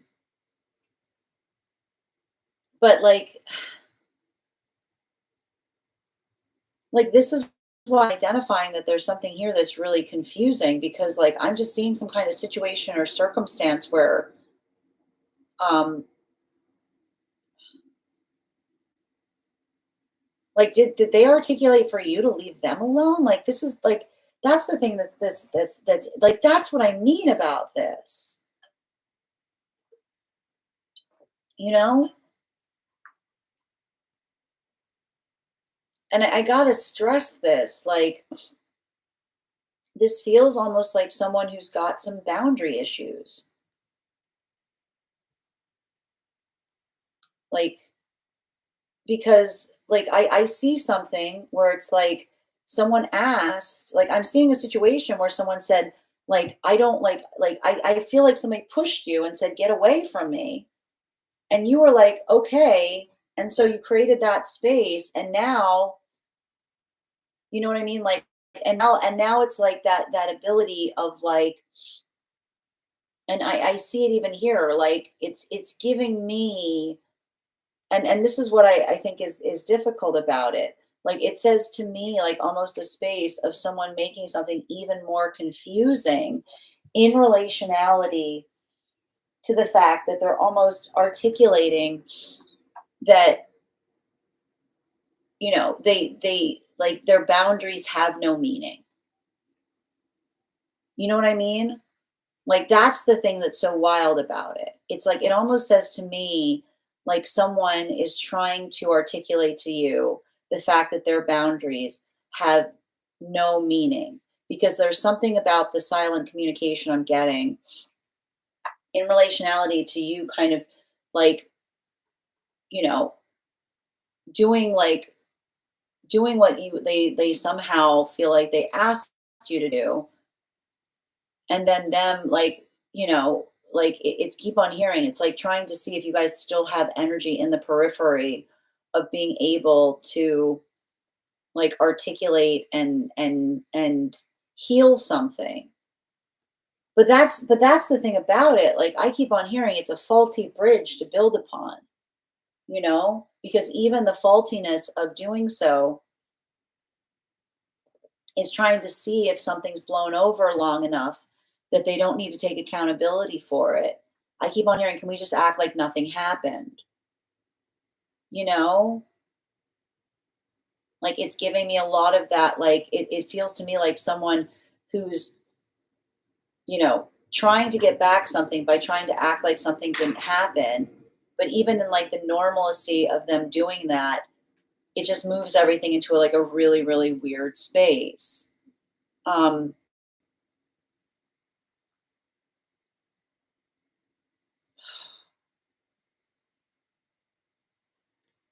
and I keep on getting the message too, and this is interesting because I've got a message from someone on the other side that's saying, like, they haven't changed at all.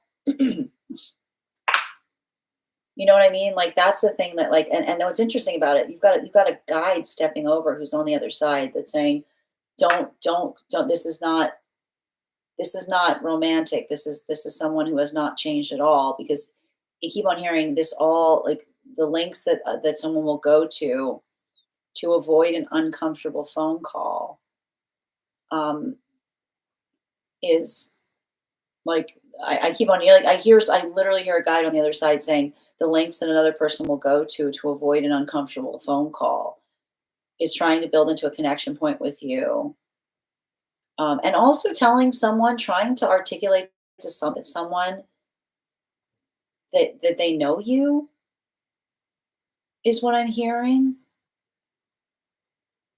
You know what I mean? I'm not sure why. Um, Bottom of the deck. Yeah, I mean, like, I think that you know that, like, there's some kind of, like, desire to rekindle something here. But the thing about the energetic rekindling that I'm seeing is, like, it's saying to me, um, that it's not addressing the issue. It feels like someone owes you an apology, is what I keep on seeing. Like, it says to me, like, somebody owes you an explanation. And I keep on hearing, like, that's why I keep on getting that space of, like, don't, like, I keep on hearing, don't allow them to slip back into your life without providing the context of that explanation. Because it's saying to me, like, especially with that death card, it's almost like it's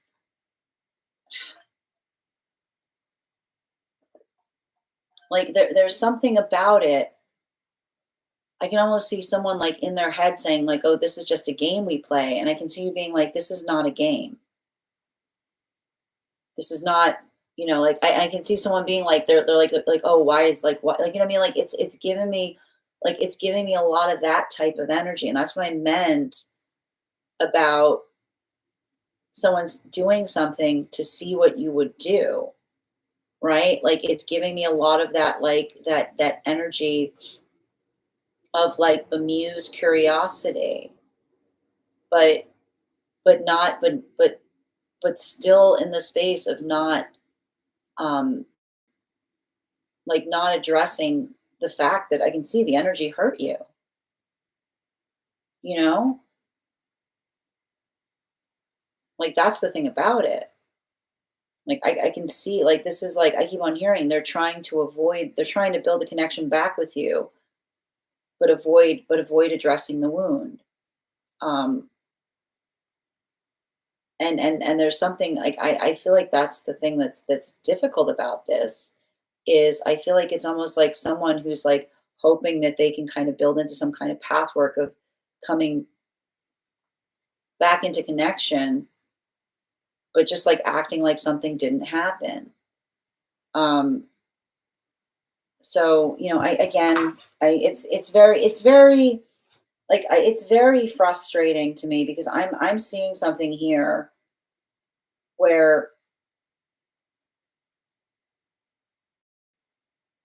you know I don't know why this is also here, but I keep on hearing you're hot on someone's ears. You know, you're hot on someone's ears. Like, there's some kind of conversation that they're having with another person in relationality to, um, like, knowing you, or what occurred between you. Like, that's also what like, something about that as well. Like, and maybe even like the context of someone being like, well, if you know them, why don't you follow, like, you know what I mean? Like, that's the thing about it. Like, I almost see someone who's doing some kind of like, I keep on hearing like clean up on aisle 11. You know what I mean? Like something they said to another person about you doesn't make sense now because of like, they called attention to it in some way. Um, Thank you so much, Kath, for having that reading with me. And if this message connected to you as well, it's very common that those that need these messages are here to experience them. The next person we're reading for today is Just. If you're here, can you respond in all caps?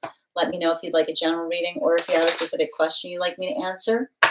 And if anyone else wants to get on the list for today, you will be the 1, 2, 3, 4, 5, fifth person read for. 3 cards for a donation of 29 or more. 4 cards for a donation of 23 or more for my subscribers.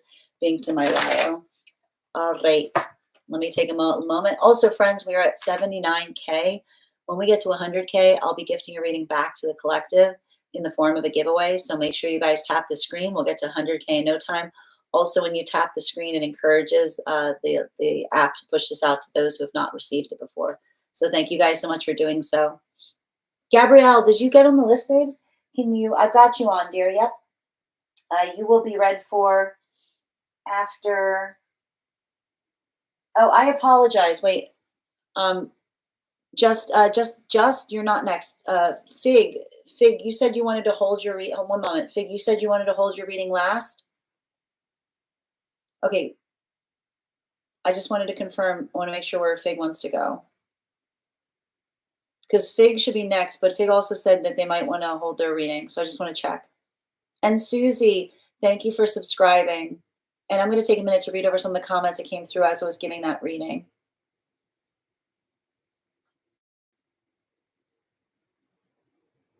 Oh, he's just curious. Alicia, thanks. I'd like a reading, but I'm in between work, so just checking how long. No problem, Alicia. So if you get on the list right now, you'll be the 5th person read for, but also I put you on the hold list. So if you want to get on the list, you'll never miss your reading. You can always come back to claim it if you can't, between, like when you're free. Yeah, it's confusing, but I'm done.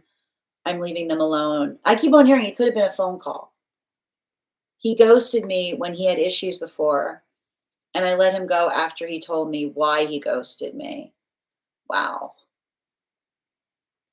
Yeah, you got. It's like go away. Yeah, it is. It is a bit of that like go away. Hey, wait, where are you going? Kind of energy is what I'm seeing. You know, like it's giving me a little bit of like you asked for this. You know what I mean? Like that's what I was reading for. Exactly. Thank you for confirmation. I have one of those Una reverse. Like, Susie, your subscription's ending soon if you'd like to renew. He wish I'd forget, but no, I'm done with him. Sending you support, Kath. Thank you as well, Just. They want attention without doing the work. I keep on hearing someone be like, can we just forget that ever happened? Is what I keep on hearing someone say. And Susie, thank you for getting on the list here. You'll be right for after Gabrielle. They're dating someone new and already met that girl's parents last I checked. Then it's like, and that's what I mean about like it feels like someone trying to come into a space of amends with you, but like in the worst way possible. Hi there, Melanie. To get a reading, all you do is send their name and be added to the list here. Yes, that's why I can relate to bad news isn't an apology. Thank you as well, Kath. I agree. I'm not. Yeah, thank you. Yeah, protect your peace, Kath. That's why I declined the request. Sending you support on that journey, dear. And apparently, listen, apparently you've got a guide on the other side that supports you in that endeavor. And thank you, Susie, for becoming a subscriber and getting on the list here. I just couldn't let what happened slide off. Hot on someone's ears. Yeah. Well, and again, like it's interesting because I keep on hearing somebody saying something isn't adding up. Is what I keep hearing. Something isn't adding up. Thank you, Susie. Ears are sizzling. No one talks more than an ex that has no access to you. Let me tell you a story. Yeah. I hope this part doesn't apply to me. I just moved off of North America. Oh my goodness, just thank you for extending your subscription, Susie. How did I get that lion emoji? There's a lion emoji? Where? I want to see it. I missed it. Hi there, Brittany. Welcome. I hope you're having a nice day. And thank you for joining us today. Aisle 11. Stop. Exactly. I wonder if he's stalking me using a different account.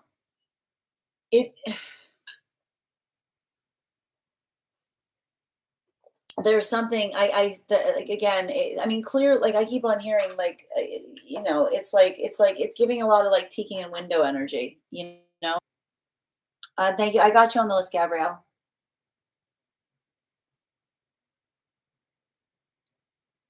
Hmm. It's outside tea. Yeah, that's fine. Thank you, Fig. Well, Fig, it's up to you. You're supposed to be next. So are we doing you next, or were you asking specifically to wait till the end to be read for? Just let me know. I think Fig had to pick up. Well, that's what I was checking. Yep. No, it's okay. I like you guys checking out whenever you want to do it. I'll save my second one. No, I just had to get into the school line. I'm here for an hour. Okay, so you're up for your reading now? I'm parked. She can do it now. Okay, let's do it now then. And then so the list right now, figure next, and then we've got just. Okay. Namaste, Susie. Checking in. I got you, Melly.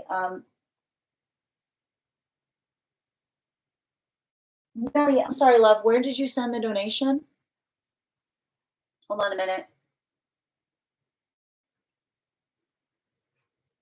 You can just put the initial. You don't have to put the full name of the place.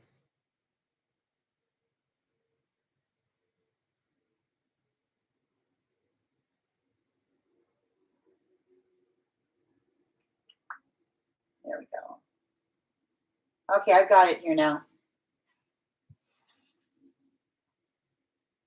All right, Mel, you are after just. One moment. Let me just adjust the list here.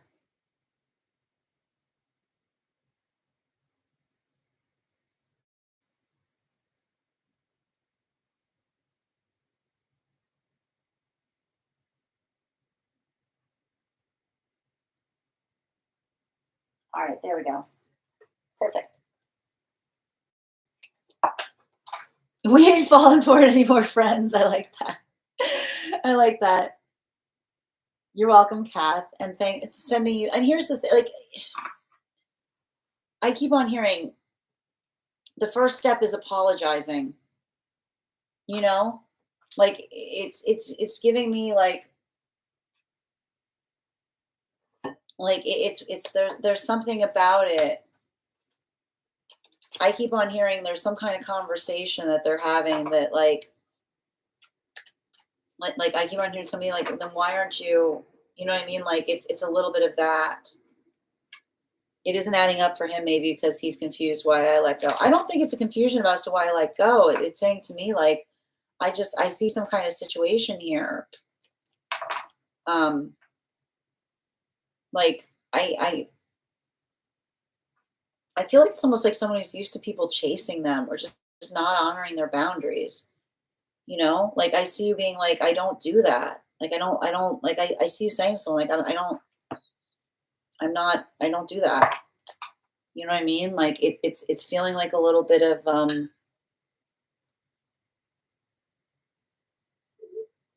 just someone who like entertains a lot more of like silliness is what I'm getting, you know? Oh, thank you for the compliment on my top, Nikki.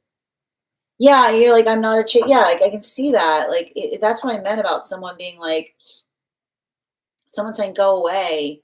You're like, I take like it's giving me like like you honor, like you're like I honor, like yeah, you might be the first honorable person they've ever met. That's the sad part because you're just honoring the request. Nikki, you are right after Melly. All right, Fig, what are we reading for, dear? And thank you for the compliment, Susie. I got you, Melly. Yep. I'm excited you're back too, Susie. Hi there, Ari. All right. Also, friends, we are at 83K. When we get to 100, oh, it's in the Discord? Figs is in the Discord? Oh, you sent on Discord, yes. I am good at reading things. Hold on a minute. Is it a dream? General? Whoa! Haley, that tattoo is dope. Hold on a minute. Sorry, I just saw Haley's tattoo. like, I went to like, you're welcome. It came out great. All right. I only chase the ice cream, man. I like that. No, to me. Oh, it's a personal. Okay, gotcha, dear. Hold on a minute. Please hold. I see it now. And it's outside tea? Outside tea. Perfect for this full moon. Excellent. TTT. I'm asking for insight. It looks long, but it really isn't. Outside tea. Excellent. All right. And just a reminder to anyone joining us, if you have information that's relevant to our reading, you can include in the notes when you send. Or if you're a subscriber, you can post it in our Discord. So I'm going to be reading this from the Discord. There's also a giant blue bear waving over it, so it's going to be hard to read. So bear with me a moment. I wish you guys could see how it looks to me right now. Okay. Hey. So this goes back to the violin, only this time going backwards in time. I always said I quit because of pride and ego, and I wonder if that's just what I told myself. And I've always told myself. I played for a year plus, and I was pretty good. And I remember I prided myself with my playing as if it came naturally back when I was in middle school. I know it bothered me though that I didn't get placed in the orchestra class, even though the year before at the end of school, he pulled me from beginner and had me play in a performance. This was probably like 92 era or so. I know that's what I've told myself about why I quit, but that only came after I left my ex-husband in 2008 and had the longing to play again. It's been at least 30 years since I ever touched a violin. However, over time, more in the last 10 or 15 years, on multiple occasions, 3 or 4, I wanted to, and almost like I barely almost bought one. I considered it and quickly told myself no. The person who inspired me said something to me that really hit hard. The instrument didn't do anything to me. Someone said something to me. Don't take it out on the instrument. I'm wondering if a guide or spirit or that sun energy you saw can maybe give insight into it. What really happened? And why did I quit? And who was it if it wasn't my own doing? It's been on my mind since Monday. Yep. All right, 4 cards, please. Highest party messages from Fig.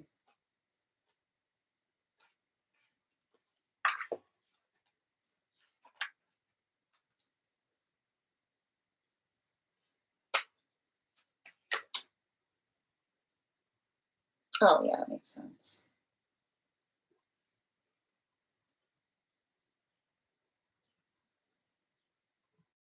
So, I mean, you had a trauma wound around this.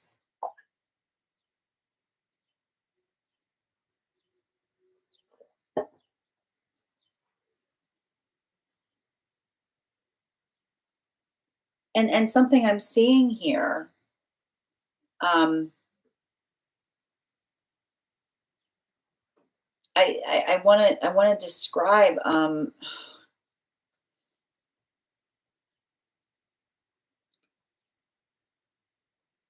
so okay, hold on, I'm looking at something that's really complicated.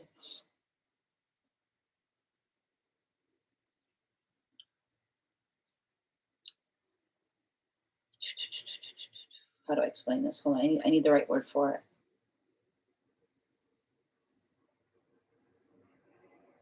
You got a send. Okay. So the way, and I'm listening to a guide that's working me through how to describe this. You got you got ascension. You got like you got some kind of ascension. They're describing it as an ascension wound because the way that it's being shown to me is that there was a moment that felt exceptional too soon. That almost like, again, that others would have appreciated but kind of spoiled it for you, because I see the fact that suddenly something that you enjoyed doing um, had a whole different context to it. It moved something out of the space of being able to enjoy it for yourself and more into the space of trying to live up to. like a particular moment. And this is why I see that something happened um, at that time that feels like it was energetically devastating, because they're saying to me that something that you enjoyed doing was spoiled by um, like of the feeling of being chosen. I'm also seeing here that there was something very complicated that happened as well outside, like the decision. Um, and it's interesting too, because I keep on hearing that the decision of not advancing you was also an error point, because it wasn't done to make you feel bad. It was done because you would have they were trying to protect you from struggling too much, is what I keep on seeing. Like there was some kind of determination point that I keep on hearing someone say. It wasn't that you couldn't do it, but they didn't want to put too much pressure on it. And I keep on hearing like the decision not to effectively backfired, because you were so upset by it that you just stopped entirely. Um, so I keep on hearing the words catastrophe. Like I keep on hearing the words, the whole thing. Like I have got a guide saying the whole thing was an energetic catastrophe point, because the whole reason, the choice was made not to advance you was not to put too much pressure on you.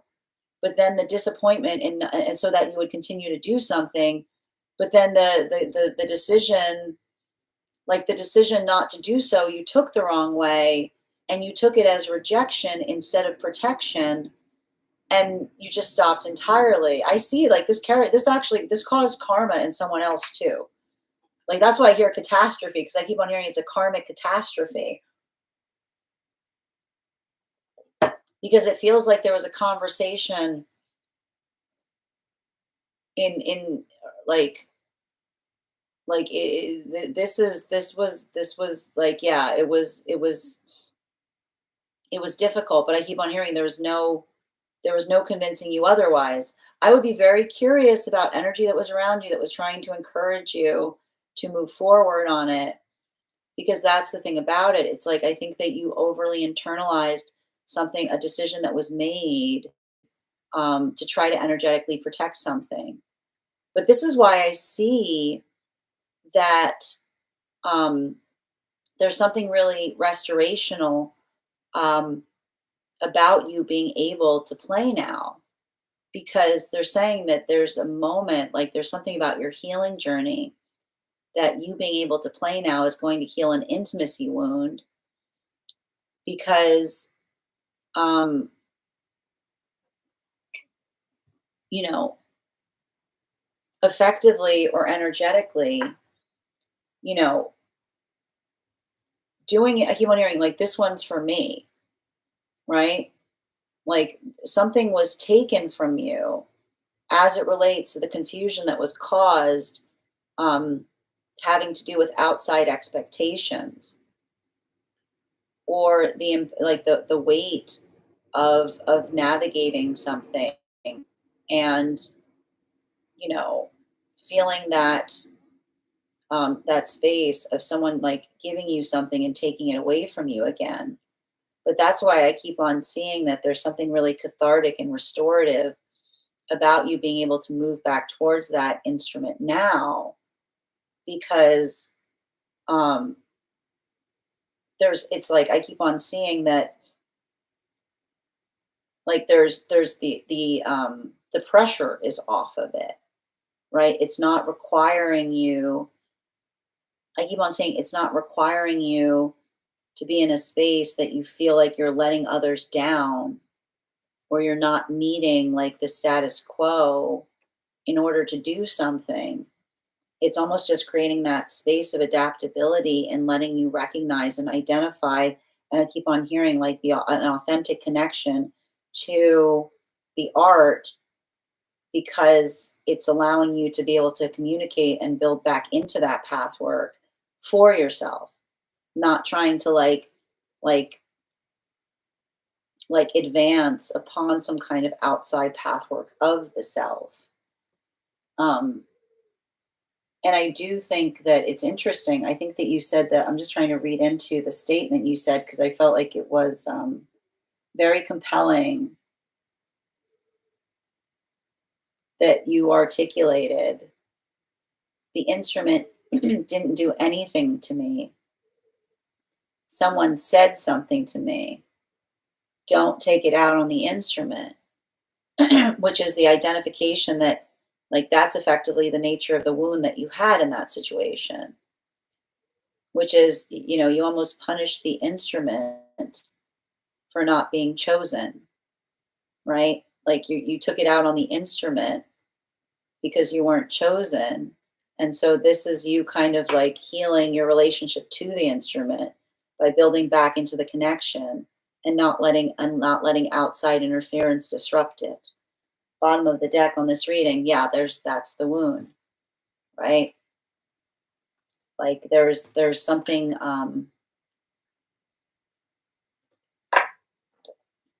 like I keep on seeing that, and that's what I keep on hearing that is really difficult about this is I keep on hearing someone saying that the decision was made not because you weren't good enough. It was literally something that was done in your best interest. But this is often what happens when we navigate abandonment wounds, like the confusion that's created, the mis like the misunderstanding is such that I keep on seeing that this was like the vibration of you taking the wrong message from something, seeing it more as a personal rejection instead of some kind of ability to try to protect you, and to give you the room to be able to enjoy something without feeling so much pressure. So I feel like there's something about this period of time where you're starting to heal these wounds that is, like I said, allowing you to return back and arrive to something in such a way that, I keep on hearing, and I think that that's what's beautiful about it. Like they're saying to me that the connection that you felt to that instrument, it's like you finally reached that point that, like the you'll be able to connect back to the innocence of the instrument, which is just like looking at the instrument being like, it's just you and me. You know what I mean? Like it's like nobody else is here. And that's what's interesting because they're saying it's an intimacy wound with the instrument that was created because of outside interference. So this is you kind of reclaiming your connection to the instrument by being able to articulate and like I keep on hearing like this is like you apologizing, as it were, and allowing for that to build back into the space of reclaiming it for yourself.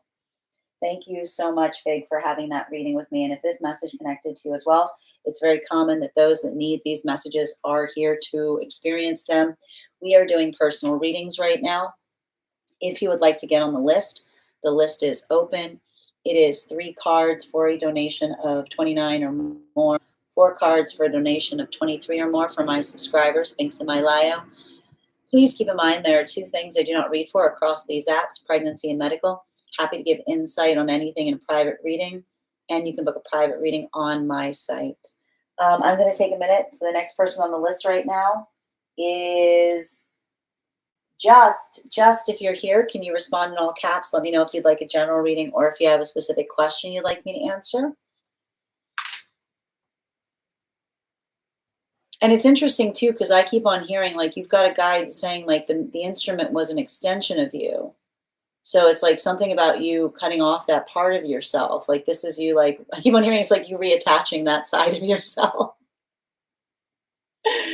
Right? It's like it's giving me a lot of this like this wound that you're healing by like coming back into that space of feeling whole again.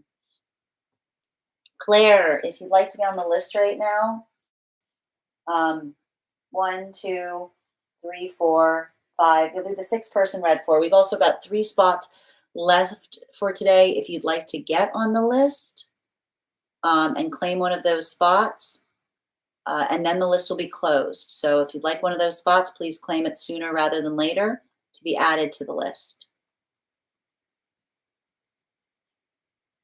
All right. And also, friends, I believe we are at 85K likes. When we get to 100K, we'll be gifting a reading back to the collective. So make sure you're tapping that screen. We'll get to 100K in no time. All right.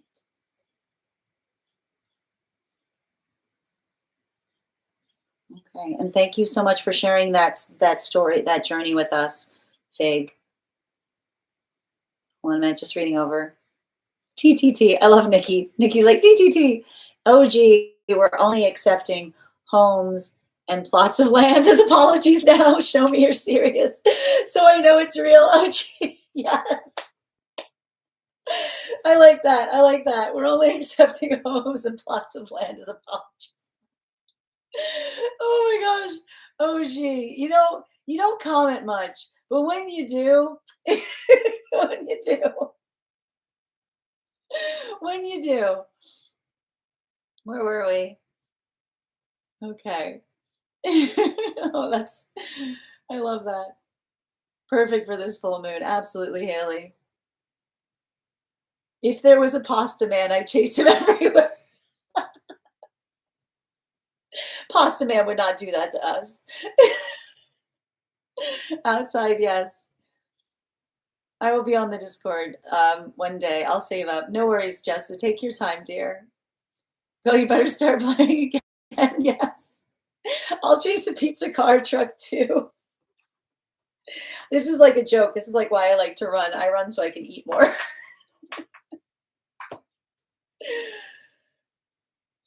Yes, I was in Rome. I would be able to eat regular pasta. This is true. It would be cool if I had an iconic costume to go along with it. Melly. For it to bother me for so long. Definitely. Yeah. No, I mean, this is why. And this is the thing that's painful about it. I keep on hearing it wasn't rejection, it was protection.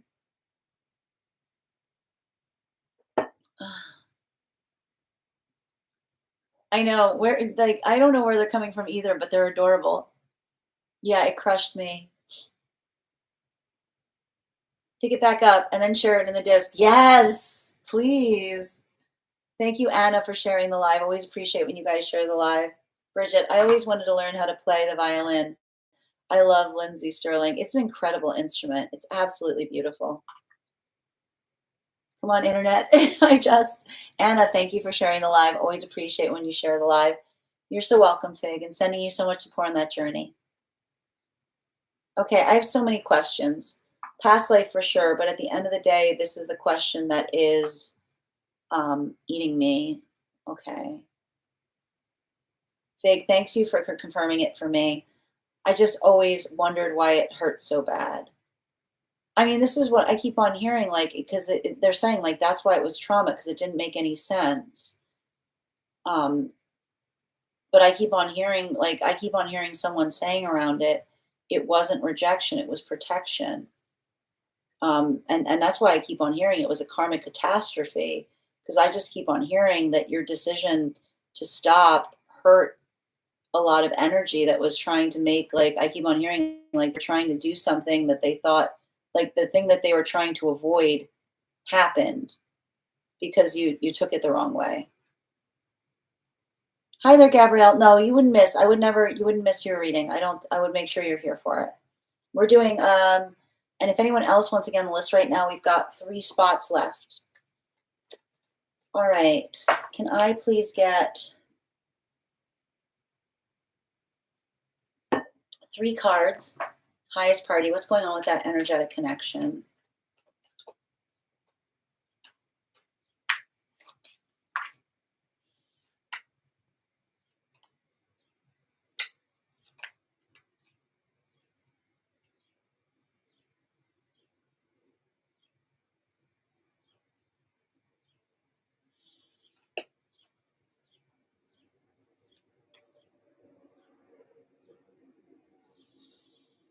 Hmm.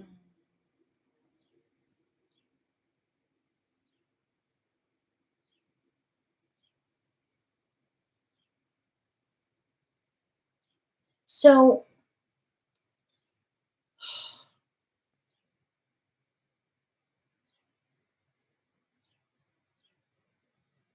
there are a few things that need to be like navigated here. Um, as it relates to,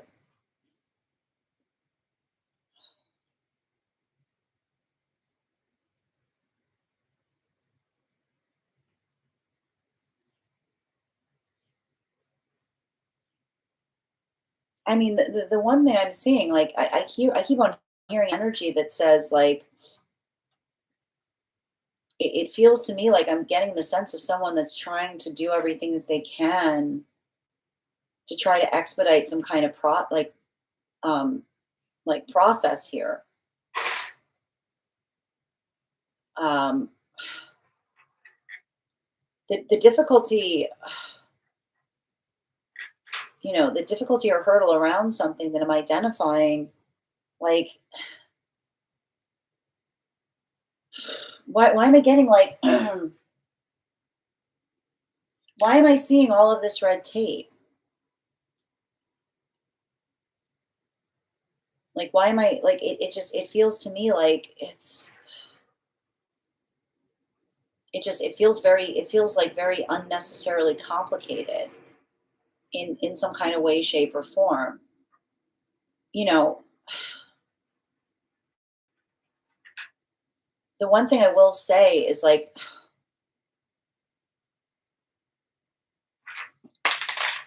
it does feel like the one how do I describe this? I feel like there's a lot of anxiety around something. And I keep on hearing someone say, as I'm doing like everything I can to try to rush a process. But the difficulty is around something is the fact that um, there's some processes that can't be rushed. It's giving me a little bit of this like watch pot doesn't boil kind of energy in relationality to um, like trying to move something forward. And I would say like um, don't let something here create a point of contention between you and another person because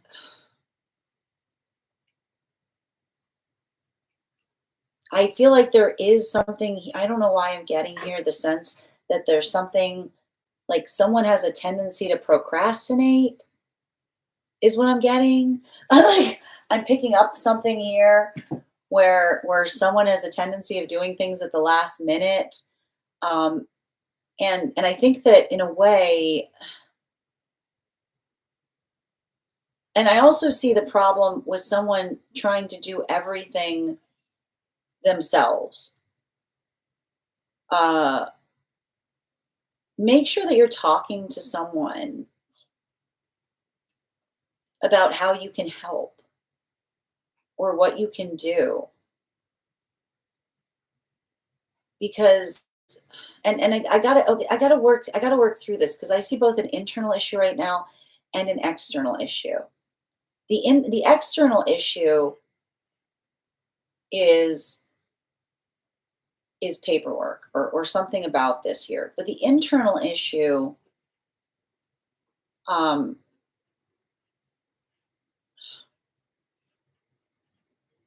and I think that this is something that needs to be navigated is helping someone appreciate how much they're valued and how much they're cared about.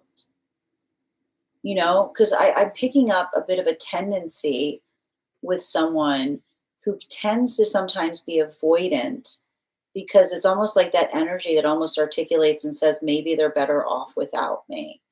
But that's why I keep on seeing like a situation of having to articulate to someone, like make sure that you're communicating to another person um, what they mean to you. make sure that like you're having those conversations, because I see someone who has a lot of they have a lot of trauma around feeling in some way, shape, or form like they're an energetic burden. And I think the thing is about it is, remembering that none of us are a burden, right? When we care about each other, we get ourselves out of the headspace when we think like that, because it's not about it's not about how difficult something is. It's about how achievable it is. And so make sure that you're doing a lot of work in helping someone understand that they're not a burden, that there's something that they like, that that is something that we create together. Because I just keep on seeing that's like it's like someone who's like holding themselves to an incredibly high standard. But often, like, the problem with that standard is I keep on hearing like you don't you don't have to show up to love with a present, is what I keep on hearing. Which means like, you don't have to show up with anything. The reason you don't have to show up to love with a present is because you're a gift, is all I keep on hearing. And that's why like we don't like, that's why we don't hold things away from ourselves and say like, oh, I'm not worthy, right? It's understanding and helping another person understand that their worth is because they are the gift. Everything else is something like is not important. The priority is the ability of being there for one another. That's what energetically matters. Bottom of the deck. Yeah. I see someone with a lot of those avoidant tendencies, right? Like I see someone who has a little bit of that gets very much in their own headspace, in fearing that they're like they don't want to be trouble for those around them. Um, so make sure that you're communicating effectively. Help keep someone's spirits up. Um, and I'm also seeing here that like, you know, I feel like coming through that space of helping another person get over their doubts and fears is, and I just keep on hearing the same message. You don't have to show up to love with a gift because you don't have to show up to love with a present because you are the gift, right? Like that ability of saying to another person that your presence is the gift, right? Like that is like it's not feeling like you have to apologize for yourself, but everything, like every moment is an opportunity to build back further. Because I see someone with like, a lot of regret. But I keep on hearing and saying to someone, we're not shaped by our past. We're shaped by what, like, every day is an opportunity to allow the past to have meaning, because we can change. So make sure that you're talking about what that change is, like activate upon it, um, and don't let someone lose hope in the process. Thank you so much for having that reading with me, Jess. And if this message connected to you as well, it's very common that those who need these messages are here to experience them. We are doing personal readings right now. The list is open. It is 3 cards for a donation of 29 or more, 4 cards for a donation of 23 or more for my subscribers, Binks in my Lio.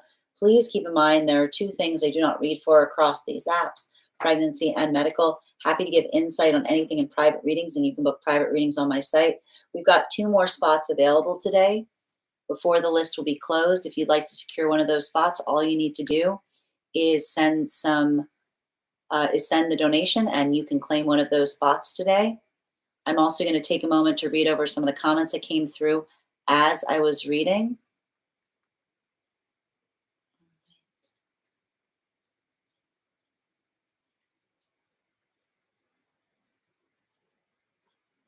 Thank you for confirming it for me. I always just wondered why it hurt so bad. I hope that helped, Fig. Hi there, Gabrielle. Good to see you, dear. And you haven't missed your reading. You are after Nikki. And the next person we're reading for today is Mel. Mel, if you're here, can you let me know? And Anna, thank you for sharing the live. Always appreciate when you guys share the live. Oh, just a thank you for confirmation on the reading. Oh my goodness, dear. Hi, Princess. These are not. We just finished. We do a free reading every day, but we're now on to personals. So these are donation-based readings. I hope that helps. Oh, thank you, Just a Ghost. Yep, me who I can help. Yeah, this is messy. I can see it. We both do this. Yeah. My twin, we both mirror each other. We both feel like burdens or root shadow. I mean, I'm not a big fan of the term twin flame, but I can see the energetic connection here. But I think that that's the important thing about this. I see the fact that you're recognizing and identifying, and you see the like, you have to recognize that you both have that tendency of wanting to, like, like, it's a lot of that, like, it'd be better, better off without me energy. It's like, I don't know if you guys have Sag placements. It's not about running away. It's about staying, you know? And thank you for having that reading with me, Just. And sending you so much support on that journey. And thank you guys for supporting each other in these readings as well.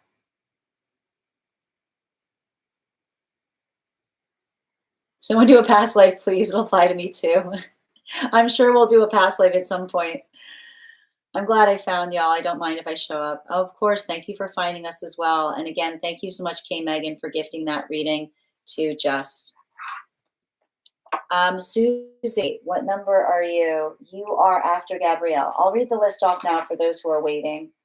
So we've got 2 more spots available if anyone wants to claim the final spots for today. We've got Mel is next, and then we've got Nikki, Gab, Susie, and Claire. And also, so we've got 2 more spots, and also we're at 88.2K likes. When we get to 100K, I'll be gifting a reading back to the collective, so make sure you're tapping that screen.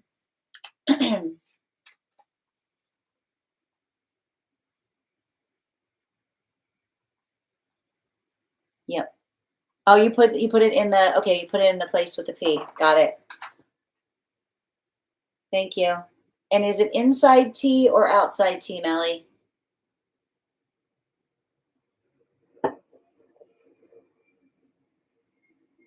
It wasn't necessarily my ego, maybe to protect me because of how hard I was. I just couldn't believe. Here's the thing. I can see what happened there. Like, I can see the fact, like, I've got, like, your guide saying that in the context of the moment, it felt like I keep on hearing, it felt like like unnavigable.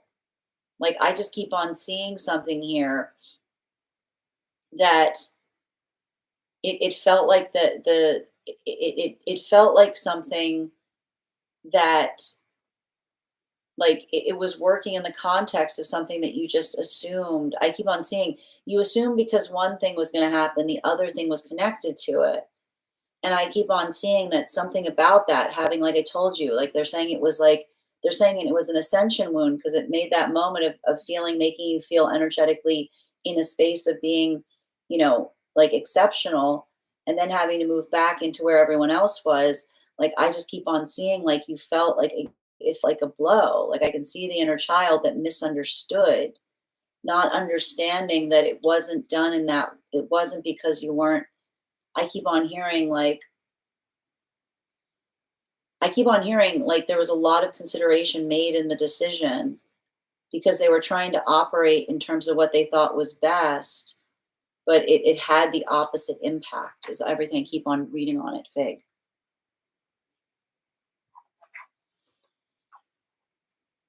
You're so welcome, Susie. And here's the thing, like, they're saying, like, you can't, it's hard, like, the thing is, they're saying that you can't look at it as vanity because they're saying it's like you being a child at the time. I keep on hearing it's all you could see because it didn't make sense. And thank you guys for supporting each other in the chat. Melly is T with Just is the tea with just the cream? That's very funny, Bridget. Okay. Hold on. You guys crack me up. All right, where were we? One sec.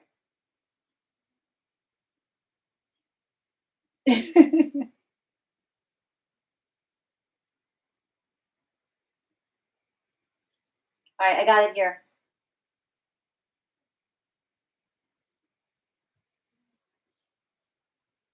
Outside. It felt like rejection. That was the key word. No, I can see it. Like I literally I keep on hearing a karmic catastrophe associated to it, Fig. Because I just keep on seeing a bunch of energy that was like, like the thing that they were trying to avoid became the thing that happened, you know?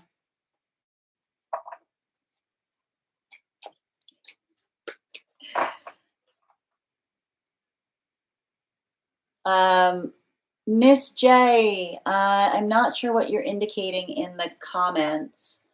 But if you'd like a reading, all you have to do is send a donation and you'll be added to the list. It makes sense because my dad had just left before the summer before. Oh dear. Yeah, so oh no, I can see like there's a lot, like that's what I meant about that space of it feels like someone being like the choice being made not to put pressure, but instead it caused a fracture is what I keep on hearing, you know? All right.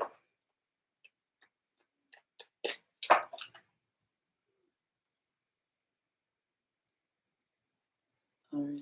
You're so welcome, Fig. Nobody in the chat's peasants. Everybody's royalty in the chat's Bridget. All right. We're reading now for Mel. We got outside tea.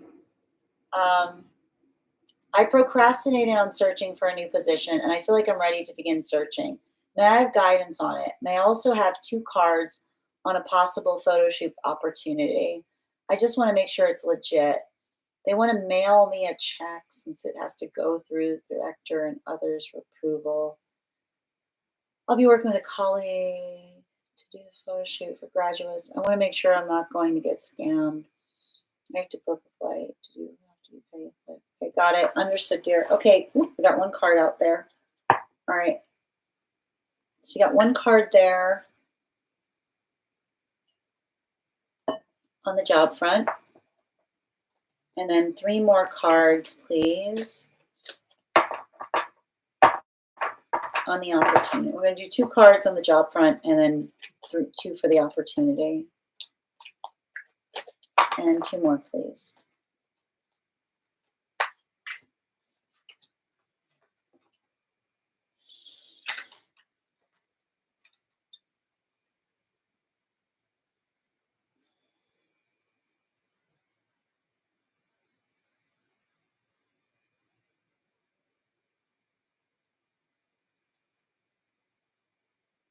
So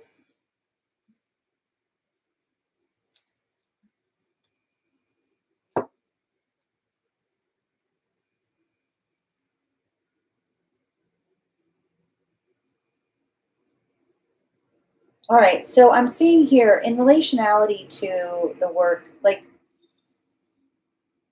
I don't see a situation that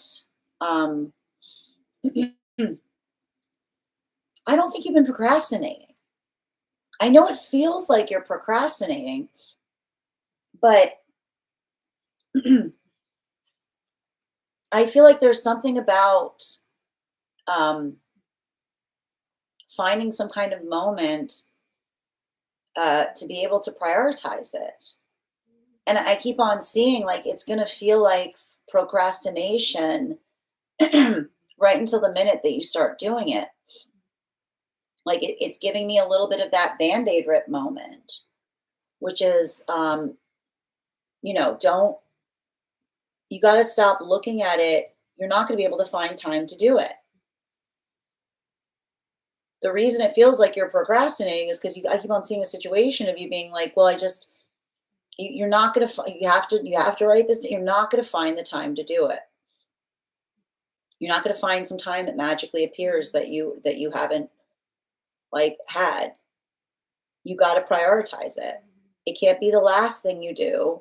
It's got to be the first thing you do. And that's the problem with it, is like, you have to understand the nature of it is one that someone else isn't going to hold you accountable. Schedule it. Schedule it into your time every day, and that's you're working. You're working. That's your work. Like, that is what you do. Because the thing about it is, and I keep on hearing, like, you're not there's always going to be something else that comes up. There's always going to be something else, because you don't want to do it. I see you, like, you hate doing it. But that's why you have to, like, you might have to give this to somebody, is what I keep on seeing. You got to have someone else hold you accountable for it, is what I'm seeing here. Like, set yourself a goal. Like, set yourself, like, be it amount of time per day, something about this here. Because you have to understand, if you hate doing something, but you need to do it, it's always, you're always going to be pushing it to the back of the bottom. Like, you're always going to push it to the bottom of the list. You're always like, that's why it feels like it's procrastinating, because you're procrastinating because it's just, there are a million other things that you would rather be doing. But that's why you're not going to do it on inclination. You're going to do it like it's a job, every day. Like, set that clock, put it on your schedule. Nope, you're busy. You don't have to tell anyone what you're doing. Research. You're doing research. All right, go on your calendar, say that you've got, research time. Yes, you're researching. You're researching that. You're researching what the next opportunity is. Okay? It's your research time. Now, as it relates to this opportunity, I keep on hearing that's your intuition.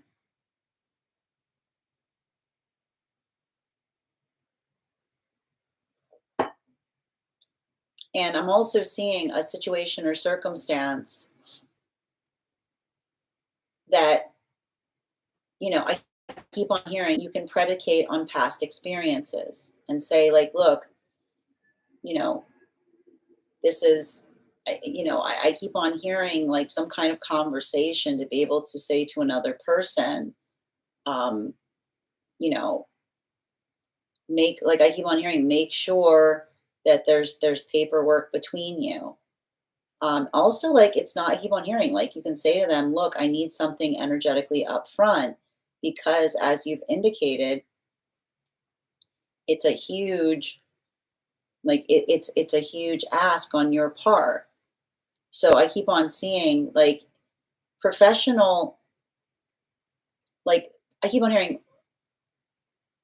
professional people will always recognize if they're asking for something unreasonable, is what I keep on hearing. Professional people will always recognize if they're asking for something unreasonable. Unprofessional people will say two words: trust me. Okay, like professional people, I just keep on hearing the same thing. Professional people will always respect if they're asking for something unreasonable.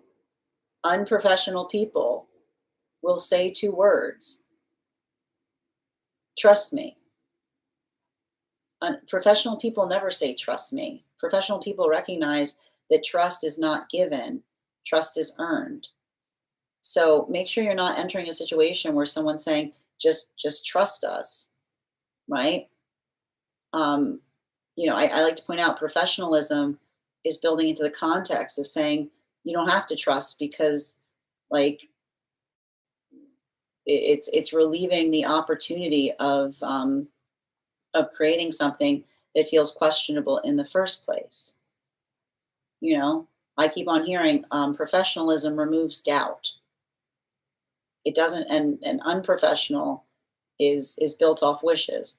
So I keep on hearing, remember, you can be professional in articulating that something is being that something feels energetically unreasonable. Bottom of the deck.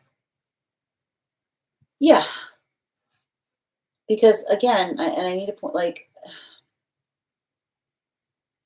I keep on hearing a professional environment works to allay doubt, works to allay concerns. Um, you know, if someone articulates, if you like, you know, I keep on hearing like the way someone else can navigate a conversation. I keep on hearing, remember, you'll never hear someone say when you ask for something in a professional conversation, what, you don't trust me. Untrustworthy people say, what, you don't trust me, when you ask a reasonable question. It's like, all I keep hearing is like understand and recognize that it should never be an articulation about trust. It's about understanding and saying, I totally understand. This is what we can give you. I keep on hearing, like, there's no harm in asking for something up front, especially if someone is asking you to put forth your own money in the space of having first worked with them. I keep on getting the space of understanding, like, a healthy relationship is not based on someone saying, trust me. It's based on being able to say, a healthy relationship is saying, you're not going to need trust because I'm going to create assurance. So if, I keep on hearing, remember, there's nothing unprofessional with you trying to do something professionally. If you're trying to do something professionally and someone says, how dare you, then you understand you're not working with someone that's very professional. So don't, like, you can say to someone, this is my policy, right? It's like a professional energy will respect policy. Unprofessional relationships will argue and take it personally. So let that conversation guide you as it relates to following your instinct upon something. Thank you so much, Melly, for having that reading with me. And if this message connected to you as well, it's very common for those who need these messages to be here to experience them. We are doing personal readings. If you would like to get on the list, we've got 2 more spots available for today. 3 cards for a donation of $29 or more, 4 cards for a donation of 20, 3 or more from 4. Sorry, 3 cards for a donation of 4 cards for a donation, 23 or more for my subscribers, thanks to my Lio. Please keep in mind there are 2 things I do not read for across these apps: pregnancy and medical. Happy to give insight on anything in private readings, and you can book private readings on my site. Next person we are reading for today is Nikki. Nikki, if you're here, can respond in all caps. Let me know if you'd like a general reading or if you have a specific question you'd like me to answer. We're also at 96K likes. When we get to 100K, I'll be gifting a reading back to the collective. So make sure you're tapping that screen. We'll get to 100K no time. And if anyone's joining us across the other apps, you can also get on the list today via my tree that has links in it in my Lio. Hi there, Ryan. How are you doing today? Good to see you. All right, let me just take a moment to read over some of the comments that came through as it was reading.